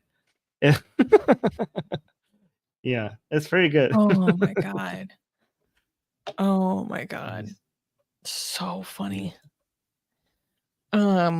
Okay, and that was the end of our show today. Thank you everyone for joining us. We had a lot of fun, and we should address this last super chat from Gasian American. Thank you for everyone who supports the show with super chats, through memberships, or you can also support us by becoming a monthly donor on PayPal, link in the description below. Oh my god, speaking of, Kenny literally just gifted 5 Atheist Republic memberships. Wow, thank you, Kenny. So Gasian American gave a super chat in regards to our last news story about the Tunisian Imam who got deported from France, saying, is deportation a good threat to keep undocumented workers working hard? Green card taxpayers vote in local NYC elections, no taxation without representation. So, I mean, Gasian American, I can see why you would bring this up, but really this is a very separate issue. Like, first of all, this Imam was not undocumented. He was a legal resident. Second of all, like, the threat of deportation with undocumented workers is a very severe and prevalent form of worker exploitation, which is different than getting deported as a legal resident because you violated the law, whether or not we agree with the nature of that law, right? And yeah, obviously no taxation without representation is a very American sentiment of our founding fathers. Go ahead. All right, so I found that image in multiple places. Okay, so the the chant that I'm talking about, you could see it here, right? Like I would just want to see a couple of examples here, okay, and here, right? So this is something that Iranian people in the protest, they hold it in their Wait, that's protest in signs a lot. Vienna. Wait, That's in that's Vienna, literally yes. my friend. I literally know him. Yeah. So these I are literally know him. That's Oh, Hoja. you know this guy? Yeah. Oh, this guy? Yeah, Oh, okay. this is in Vienna. This is in Stephanplatz. And I Okay, would okay, go okay. see this guy every single weekend, and he brought this sign all the time. Right. So these are Iranian people protesting against the government of Iran. And this sign says, Netanha ridam tu in Islamitun, which means not only do I shit in this Islam of yours, and then he says, balke ridam tu un yeki Islamitun ki migid in un Islam nis. But I also shit on that Islam of yours that you claim is not, that this Islam is not that Islam. So basically, it sounds a lot more poetic in Persian, but this is a famous, like, famous sign that people hold. You know. Oh my god! I'm like, wait a second, I know that man. Based. And we just got a super sticker from Or. Thank you, Or, for the super sticker. Thank you, from Israel. shekels. Thank you very much. Shekels from Israel. Thank you, Musad. Thank you, Musad. This is Zionist money. Thank you. Winning Offspring gave us a super chat just saying, "Great work today." Thank you, Offspring. Thank you. We appreciate it. And Yes. I had so much fun today. Thank you, everyone, for joining us on a fantastic show. Make sure to subscribe. We are on the road to 50,000. The Atheist Republic Army, the Atheist Republic Militia, the Defense Forces are growing stronger every single freaking day. And if you're not on board, what are you doing? Because we do this all the time. Armin is doing fantastic, great, hilarious live streams every single day. I'm here once a week giving you the news that you need to know about all the religious ridiculousness BS going on every week. And we try to talk about the difficult things. We try to talk about the controversial things, but we try to be rational, compassionate, and also have some fun. Okay, so that's why you need to subscribe to Atheist Republic. We want to get to 50K. That's our goal. So subscribe now, because if you stay here this whole time and you didn't subscribe, like, what's going on? You know what I'm saying? So yeah, thank you for everyone like the coming. stream. Like the stream, every single one of you guys. Make sure you like the stream and go recommend our channel to people. Tell them that they need to come and subscribe here. Tell them this channel is fun and educational. So make sure you go tell your friends and your enemies to come. Search for Atheist Republic on YouTube and hit on the subscribe button. Also, make sure you hit on the bell notification as well, because if you're subscribed but haven't hit the bell notification, then when we go live, YouTube sometimes does not tell you that we're live. So you have to make sure you hit the bell notification as well. And leave a comment. Once the stream is over, leave a comment under the show. That really helps grow the channel. All right, guys. Thank you, everyone. Anything else? We should go. No. See you next next week. Bye.